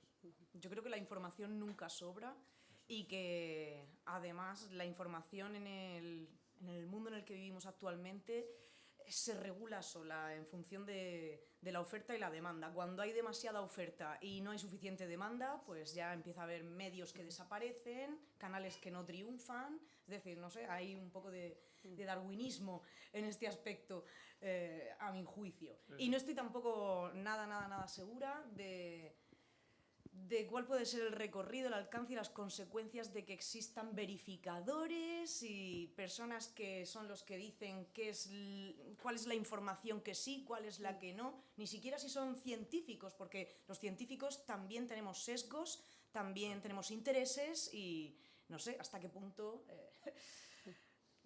puede haber un ministerio de la verdad. Interesante eso. Yo también pienso que no hay exceso de información. La información está ahí para que accedamos a ella. Sin embargo, sí que lo he comentado antes. Por ejemplo, en el caso especial de la pandemia, había momentos en los cuales no había que informar. Había momentos en los que yo decía, mira, perdona, ahora no hay ninguna novedad científica, no metas esto en las noticias, deja tranquila a la gente, aprovecha y habla otras cosas, ¿no? Entonces, incluso en los primeros años, segundo año, llegábamos al verano y decía, tranquilo, esta es la época suave, vamos a atenuar, vamos a echarnos para atrás todos, porque ahora mismo deja descansar a la gente, que ya vendrá momento duro en el invierno que viene, ¿no? Entonces, ahí sí, y por ejemplo, yo ahora estoy un poco en ese modo, oye, que ahora mismo sí, todos conoceréis a alguien que ha cogido coronavirus. Ya, pero eso ya no es noticia. Es decir, ahora mismo no es noticia, eso es justo lo que quería explicar, Margarita, que en ese sentido hay diferencia entre que haya abundancia de información y bombardear a la gente. Entonces, de alguna forma se regula. Llega un momento en el que simplemente en redes sociales empiezas a ver, ¿me vas a decir todos los días en qué nuevo día de la guerra de Ucrania y Rusia estamos? Entonces, bueno, hay una cosa que se llama el SARE y cuando la gente cambia de canal porque ya les estás aburriendo, cambia Se autorregula, ¿no? Claro, sí, de alguna forma. Lo que pasa es que a veces tardan demasiado en darse cuenta para mi gusto, pero bueno. Puede ser. También... También a la gente le gusta mucho el morbo y eso también se explota mucho, creo, y entonces el exceso es difícil de autorregularse. Sí, para mí eso es un punto que ha sido muy importante en la pandemia porque podía meter miedo, por ejemplo, ¿no? Sí. Nunca amplificar noticias banales que eran negativas. Es decir, siempre había noticias que parecían, bueno, esto se va a hundir el mundo, llega una variante espantosa que se nos va a llevar a todos por delante cuando nunca ha sido así y nunca había base para ello. Y entonces noticias que pueden ser algo negativas, nunca amplificarlas, porque el morbo que todos tenemos, incluida yo, vamos a picar antes las noticias negativas, lo vamos a hacer. Entonces, si lo vamos a hacer, nuestra responsabilidad, yo creo, como divulgadores, es no potenciarlas, no sacarlas de quicio por estar más en un titular, no sacarlas de quicio, ponerlas en su justo punto. Sí. Porque es que habrá algunas personas que, particularmente en el tema de la pandemia, que les entra un miedo cerval con eso y ¿qué ganamos con eso? Nada, o sea, es que no. Entonces ahí sí, las noticias excesivamente negativas, cuidado, porque vamos a amplificarlas espontáneamente todos. Sí. Y ese pánico, ¿no?, que se genera, ese pánico colectivo, es incluso más peligroso, ¿no?, que la propia pandemia que estemos viviendo. Yo me tiraría toda la tarde hablando con vosotros, pero creo que tengo que ceder un poco el micro, que parece que me he quedado aquí pegada. Así que llega el momento de que aquellos que tengáis preguntas, por favor, no os cortéis, aprovechad a las tres eminencias que tenéis aquí tenemos 20 minutitos para, bueno, sacarle más jugo a esto. Empiezo yo otra vez. Hola. Bueno, yo tengo varios temas, pero vamos, voy a empezar con uno y ya dejo a los demás, sí, por supuesto. A lo largo del día de ayer y hoy, una de las razones de generar divulgación, asumimos todos que trabajamos en un sistema público, con lo cual hay que revertir a la sociedad lo que hemos ganado. Yo no estoy de acuerdo, lo siento. Quiero decir, a mí me parece eso la base, o sea, es como tengo que cumplir con una norma de tráfico porque me van a poner una multa. No, tienes que cumplir con una norma de tráfico porque es bueno para ti y para los que te rodean. Con esto voy a que nadie decimos que la divulgación es buena para que la gente aprenda lo que es el método científico, que especialmente en España no está incluido en el sistema educativo y que incluso cuando das clase en carreras como farmacia, la gente no sabe lo que es el método científico. Ahora ya un poco sí, porque les toca hacer una cosa que se llama trabajo fin de grado, que en mi época no ocurría, y entonces con el trabajo fin de grado de repente se dan cuenta, cuando están terminando la carrera, de lo que es el método científico. Entonces, la comunicación, la divulgación científica me parece fundamental para que la gente entienda que la ciencia te da respuestas a cosas reales. Y ya está. O sea, que si con eso, que cada vez que hacemos divulgación conseguimos esa meta, ya me parece la remonda. Obviamente estoy de acuerdo, o sea, he dicho que no muy rápido para generar polémica, claro, pero que obviamente estoy de acuerdo en que somos funcionarios y que debemos revertir, pero también un policía, pero también un bombero, pero también un médico, pero también todo el mundo. Y quien hace ciencia desde la parte privada no debe hacer divulgación, qué absurdo, ¿no? No estamos hablando de eso. O sea que no lo digo por vosotros, que lo habéis dicho claramente, sino que también ayer era un poco el discurso y quería abrir un poco este debate porque creo que no es solamente porque nos paguen, no es solamente porque me van a poner una multa mañana, sino porque realmente como sociedad creo que nos debemos unos a otros y debemos hacerlo bien entre todos. Era un poco lo que quería abrir este debate y, bueno, pues no sé, Sí, o no sé. La gente respeta las normas de tráfico por la convivencia, pero también para evitar la multa de tráfico, es decir, por las dos cosas.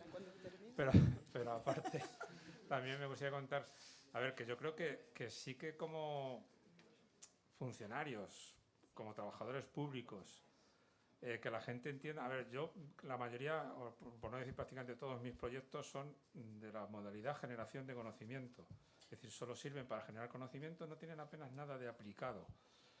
Pero me los están pagando la gente. Entonces, sigo pensando que algo hay ahí que yo tengo que retornar. Es como una deuda, no sé, es una cuestión personal. ¿Me explico? ¿Que estás de acuerdo? No, total, pero que creo que no es lo más importante. No, por supuesto que no. Igual que insisto, creo, para mí, ir a 50 por hora, cuando me dicen que tengo que ir a 50 por hora, lo más importante es que no es que me pongan una multa. No lo es. De hecho, pero ten en cuenta una cosa, que en nuestro trabajo, la inmensa mayoría de las horas las dedicamos a la docencia y la investigación. Lo de la divulgación es un apartado pequeño.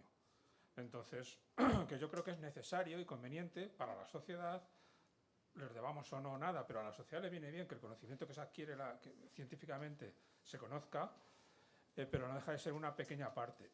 Y de hecho hay mucha gente, hay mucha parte de la academia que lo ve mal, que hagamos divulgación, lo dice muchas veces mi compañera, en el sentido de que como somos PDI, personal docente e investigador, ¿dónde está la parte de divulgación? Como que se ve mal, ¿no? Te tienes que dedicar a dar las clases e investigar y ya está, ¿no? Y tengo compañeros todavía más radicales que Josefa, que no hacen prácticamente nada de investigación y solo hacen divulgación. Yo sí hago investigación, es lo único que hago. Lo que paso es de las revistas. Yo estoy pensando en gente que no hace nada de eso, sino solamente divulgar, y consideran, ellos creen que es un objetivo tan noble como el de dar clases o el de investigar. No sé, yo creo que divulgar es sinceramente necesario. Es un conocimiento que tiene que llegar a la gente. Se lo debamos o no, hay que dárselo.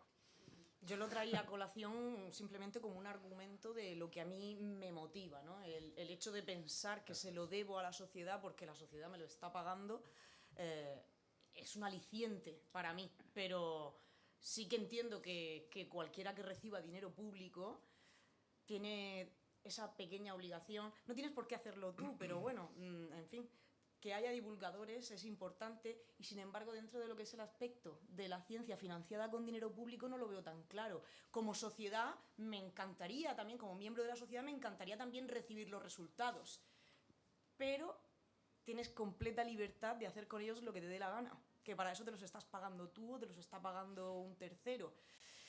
En ese aspecto yo creo que ese deber moral está, pero ya no me sentiría yo legitimada a forzar a alguien o a recriminar a alguien que no quiera divulgar los resultados de su investigación. Yo le voy a dar por ahí otro matiz, quizás es, no todo el mundo valemos para todo, ¿no? Ni de casualidad. Hay gente que es muy buen docente, hay gente que es muy buen investigador, hay gente que es magnífico en iniciar empresas desde la investigación. Hay gente que es bueno divulgando. No hay que forzar a la gente a que haga aquello para lo que no vale, pero quien se sienta que puede dedicarse a la divulgación es una manera de ganarse el sueldo, digamos, también. Es una manera de contribuir, a la sociedad, una manera satisfactoria de contribuir a la sociedad. De la misma manera que lo es generar conocimiento, generar una base de conocimiento sobre la que otros vayan construyendo detrás, o tú mismo incluso detrás, ¿no? Que es lo que hacemos los científicos, ¿no? Vas generando conocimiento y tú mismo sobre lo tuyo haces lo siguiente y los otros vienen, te lo tiran un poco y avanzan también, ¿no? Pues quien vea que la divulgación es su camino, que también la haga, pero desde luego forzar a nadie no se puede. Yo he empezado diciendo que a mí no me salía en absoluto y luego ya te atrapa. Durante la pandemia no es que me atrapase, es que me ha abducido totalmente, ¿no? Pero vuelvo a hacer divulgación, o sea, en el Bar Moe seguimos haciéndolo, claramente, o sea, que sí que eso atrapa. Pero no todo el mundo tiene que hacerlo, y yo sí que lo he vivido también un poco como una responsabilidad, pero a la vez un disfrute, las dos cosas. Es decir, no es porque es bueno, es porque me gusta. A mí me encanta que otros científicos me lo divulguen, por lo tanto yo también lo hago por ellos. Y yo no tanto, porque yo tengo ese fondo de tímida, yo no tengo que contar a todos lo que yo sé, aunque sí que veo el punto ese de que lo que voy aprendiendo lo voy comunicando, pero siempre yo siempre lo hago eso en pequeños círculos. Sí, mirad lo que he aprendido hoy. O sea, esa es mi típica frase en casa. Mirad lo que he aprendido hoy. Y a lo mejor es una chorrada total, pero es una cosa chiquitita. Sí, pero vamos, el punto sobre todo es que no todo el mundo tiene por qué hacer todo, pero que sí que hace falta divulgación. Yo quiero, como ciudadana de la sociedad, que los que saben de cambio climático, con responsabilidad, me cuenten qué es lo que está pasando, con rigor, con certeza, con rigor, con todo el debate y todo el método científico que tú dices. Yo quiero que ellos salgan y me lo cuenten. Yo no se lo exijo, pero casi, ¿no? O sea, sí que se lo pido, por favor, lo necesitamos, ¿no? Acerca del aburrimiento. Es un tema que nunca me había imaginado que fuera científico. Y lo es. Dos preguntas. Primero, ¿es bueno aburrirse? Y la segunda. Es otra conferencia la semana que viene. Y la segunda pregunta también rápida. Para aquel que se aburre y no quiere aburrirse, ¿hay solución? Madre mía, empezamos a las 6, me dais un par de horas. No que se van los autobuses. No. Muy rápidamente, el aburrimiento, como otros estados negativos, cumple una función. Con el miedo se ve de una forma muy evidente, ¿no? El miedo impide que te arriesgues demasiado, que corras experiencias que a lo mejor te van a poner en peligro. El aburrimiento cumple con la función de de simplemente hacerte saber, pero no porque tomes conciencia del momento, sino lo sabes porque estás sintiendo malestar. Hacerte saber que estás empleando demasiada energía en una actividad o en una situación que para ti no tiene valor, que no tiene sentido. Es decir, el aburrimiento lo que hace es intentar obligarte, porque tú quieres evitar el dolor, te intenta obligar a que introduzcas un cambio en el contexto. No es que esa expresión es muy confusa, es bueno de vez en cuando aburrirse. No, eso no, es bueno tener de vez en cuando tiempo libre, estar sin hacer nada y descansar. Eso es una cosa, aburrirse es otra. Es bueno que tú entres a una conferencia en la que sabes que te vas a aburrir, es una gilipollez. Con todos mis respetos. No tiene ningún sentido, ningún sentido. O sea, el aburrimiento no es algo que se pueda buscar, no es como la soledad, que existe la deseada y la no deseada. El aburrimiento siempre es no deseado y siempre acaba apareciendo, ya sea por rutina, porque te enfrentas demasiado a menudo a una misma circunstancia, porque estás obligado a estar sin hacer nada cuando tú querrías estar haciendo algo, porque estás en situaciones que no te estimulan adecuadamente. Al final es un mecanismo de defensa. Y la segunda pregunta se me ha olvidado, es que yo tengo una capacidad de retención. ¿Cuál es la solución? La solución frente al aburrimiento, pues es que el aburrimiento es una experiencia muy subjetiva, depende de cada cual, cada uno de nosotros tiene una necesidad de estimulación distinta, no solamente como individuo, sino a lo largo de tus distintos ciclos vitales e incluso dentro de este mismo día. Tu necesidad de estimulación por la mañana no es la misma que cuando estás a punto de dormir metido en la cama. Entonces, el aburrimiento tienes que intentar evitarlo, a menos que quieras seguir invirtiendo energía en una actividad que para ti no tiene valor y que no tiene sentido. ¿Significa eso que siempre te vas a poder librar del aburrimiento? No. Pero no hay una solución terapéutica que dice, no hagas esto, no hagas esto, no hagas esto, y conseguirás salir del aburrimiento. No, tú tienes que hacer el ejercicio socrático de conocerte a ti mismo para saber cómo quieres llenar tu tiempo de forma significativa. Hay terapeutas que pueden ayudar a las personas que tienen problemas para descubrir cómo les gustaría llenar su tiempo de forma significativa. Un placer. Esta ha sido la mejor parte. Yo, como persona que se ha graduado hace 2 años y que acabo de comenzar el doctorado, como formáis parte del sistema educativo de alguna forma, ¿no?, diferente cada uno, yo quería preguntaros, creo que nos hemos dado cuenta todos de la importancia de la divulgación científica, ¿no? Este curso me parece que está muy bien, pero no sé si pensáis que se puede quedar corto, que hay que empezar a darle mucha más importancia de la que ya tiene, que es alta, de alguna forma poder implantarlo ya en las universidades, ¿no? A mí se me puede ocurrir incorporar una asignatura, aunque fuera optativa, en planes de estudio de carreras de ciencias, incluso en filosofía, periodismo. ¿Cómo lo veis? Si veis que es una puerta que se debería tocar y abrir, ¿cómo se podría enfocar? Etcétera. Qué buen periodista hubiese sido. Yo si quieres respondo a mi opinión personal que me ha venido a la cabeza. Mira, de siempre en los proyectos hay un apartado que tienes que rellenar que se llama plan de difusión. Cada vez le dan más importancia, al menos es como yo lo veo, o es lo que parece, porque luego yo, por ejemplo, como evaluador de proyectos evalúo solo la parte científica del plan de difusión. Me piden que lo evalúe, pero muy superficialmente, es de lo que menos puntuación se lleva, pero cada vez se valora más y creo que se nos exige más. Entonces, en ese sentido, igual que hace tiempo se hizo, no estoy muy al día en esto, pero se hizo obligatorio superar un examen de inglés a la gente que se gradúa, yo creo que esto también va a ser necesario. Por aquello que comentaba antes de que nadie nace sabiendo, y entonces practicando es como lo consigues, mejorar un poco la transmisión del conocimiento a otro nivel que no sea el de colegas. Entonces yo sí lo veo muy acertado que hubiera alguna asignatura, en principio optativa y con el tiempo lo mismo es obligatoria, ¿no? Y troncar y esas cosas de divulgar el conocimiento científico. Pues puede ser, sí. Sí, pero tanto a nivel especialista, es decir, tanto divulgar tus resultados de investigación, como divulgarlo a público en general. A todo eso sí, efectivamente sería importante aprender a hacerlo y en asignaturas que fuesen prácticas también. Un par de cosas.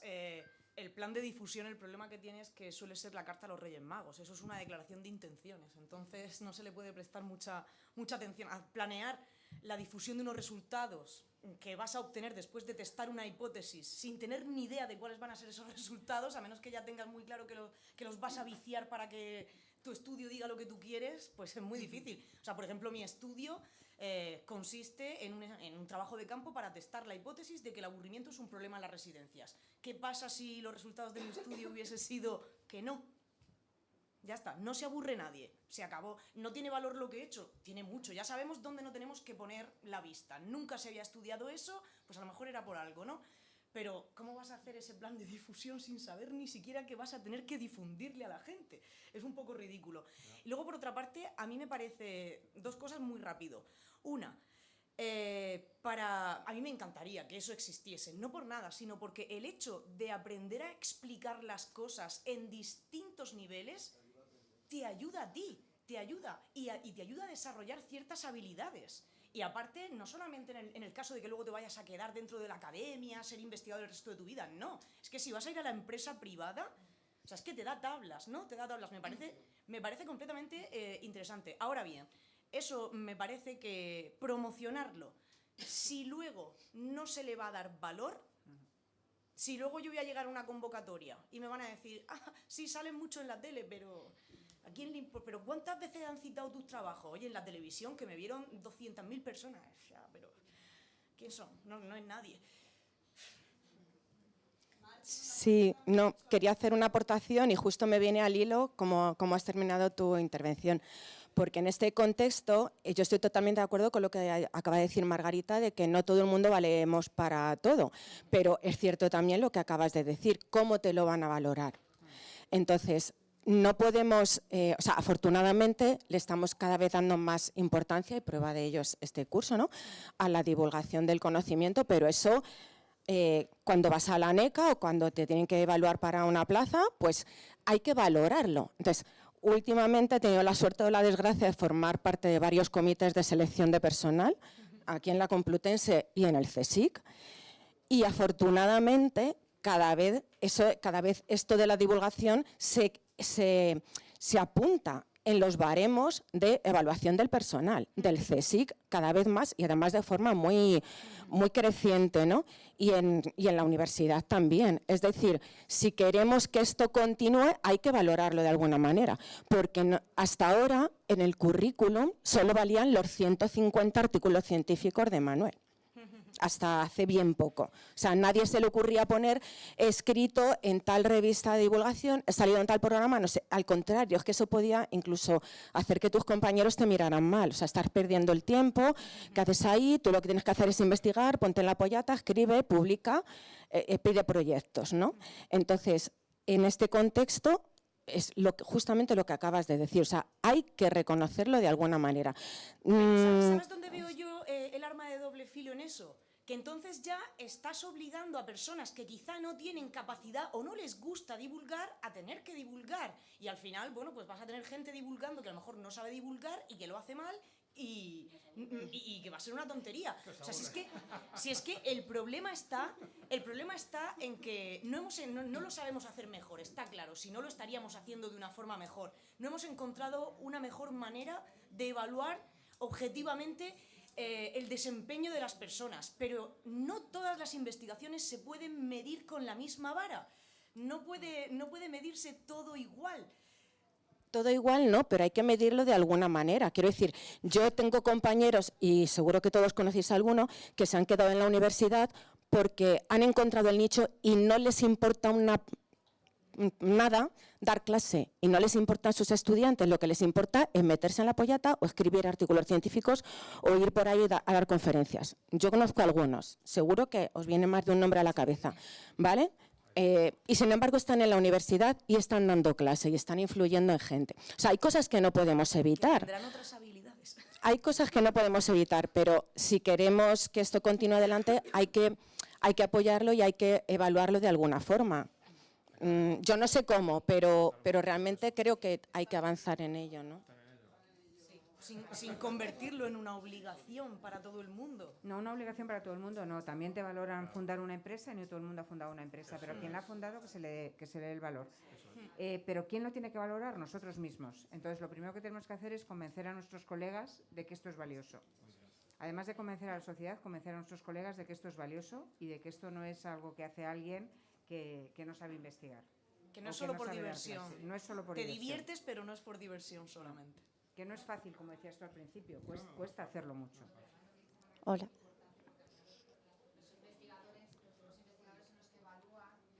A otros. Claro.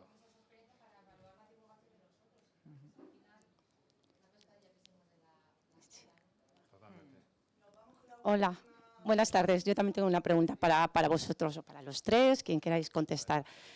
Yo creo que aparte de la valoración que ya hemos hablado, yo os quería preguntar por el apoyo institucional. O sea, ¿cómo os habéis sentido cada uno en vuestros centros de investigación, en vuestro entorno? Si veis que se apoya cada vez más desde las instituciones, desde las sociedades científicas, o sea, ¿cómo pensáis que eso ha ido también, entiendo que progresando a lo largo de los últimos años, igual que, porque yo creo que la valoración por parte de la sociedad, yo la veo clarísima, yo creo que ahí tenemos un 10, ¿no? Que hay que hacerlo, pero ¿cómo se apoya por parte de las instituciones esto de la divulgación? No sé, yo mi experiencia personal es doble cara. Los compañeros de departamento pueden tener un poco de envidia y como así, ¿no? Como diciendo, yo no quería decirlo así, pero... que se ha creído este tío, y a mí me da igual, sinceramente, pero luego los compañeros de fuera del departamento, de la facultad y tal, te respetan mucho y te paran y te hablan y te dicen y tal. Y de hecho, a veces tiene sus cosas buenas y sus cosas malas. Por ejemplo, de mi facultad me han elegido para el curso que viene dar la conferencia inaugural de la Complutense. Pues es un castigo eso. No tengo ni idea, no me lo han dicho. Les llevo preguntando ya un tiempo. Cuando se sepa ya se le dirá. Pero de momento que sepáis que es muy incongruente porque te hacen elaborar un texto de 45 páginas para dar una charla de 15 minutos. Que es toda a base de cosas barrocas. Yo tuve que dar el de clausura de la UAM y no me preparé nada. Pero es que está la Complutense. Joder. Lo siento. Hombre, a ver, yo por dar la otra versión complutense, aquí quienes más apoyan esto, las tenéis delante, las tenéis justo delante. Sí que es cierto, luego yo, por ejemplo, también he recibido bastante apoyo por parte del rectorado, del rector concretamente, más que de todo el equipo rectoral, y sí que es cierto que lo que dice Manuel, si quizá desde tu propia facultad o desde tu departamento te pueden echar un cable también pues para hacerte de megáfono, ¿no? De amplificador de algunas cosas en redes sociales, etcétera, pues basta con que des con un compañero al que no han llamado nunca de la radio y aunque le encantaría, prefiere decir es que eso no vale para nada, para que diga, mira la flipa esta, no te retuiteo, no te comparto y compártelo del resto de la gente, pero lo tuyo es como, a ti no. Entonces, bueno, eso ya no tiene tanto que ver con la institución como con nuestra propia cultura. Yo creo que dentro de lo que cabe, por la parte institucional, os portáis de forma impecable. Que podría haber más, que necesitan ayuda. En el CSIC, yo cuando he estado, ya sabes que antes estaba contigo en el Carlos III, cuando he estado en el CSIC, cuando ha hecho falta, el apoyo ha sido total, muy potente. Muy potente y, claro, nos lo hemos ganado. Quiero decir, todos los científicos del CSIC hemos salido, y la palabra CSIC salía mucho más, el equipo del CSIC, la plataforma de salud global del CSIC, salíamos mucho, se han dado cuenta de la visibilidad y de la solidez que le daba la institución y cuando lo han visto, desde luego lo han apoyado más. Pero lo estaban apoyando. Tenían una vicepresidencia adjunta muy bien dotada, con bastante personal, y está creciendo, está probando nuevas estrategias y ahora ya no es vicepresidencia adjunta, ahora es una vicepresidencia con acceso directo a la presidenta. O sea, el equipo anterior y el equipo actual lo valoran mucho y lo hacen mucho. En mi centro en concreto, en cuanto hemos tenido fondos para contratar a alguien especializado para esto, se le ha contratado y se le ha dado mucha flexibilidad y mucha independencia para hacer muchas actividades.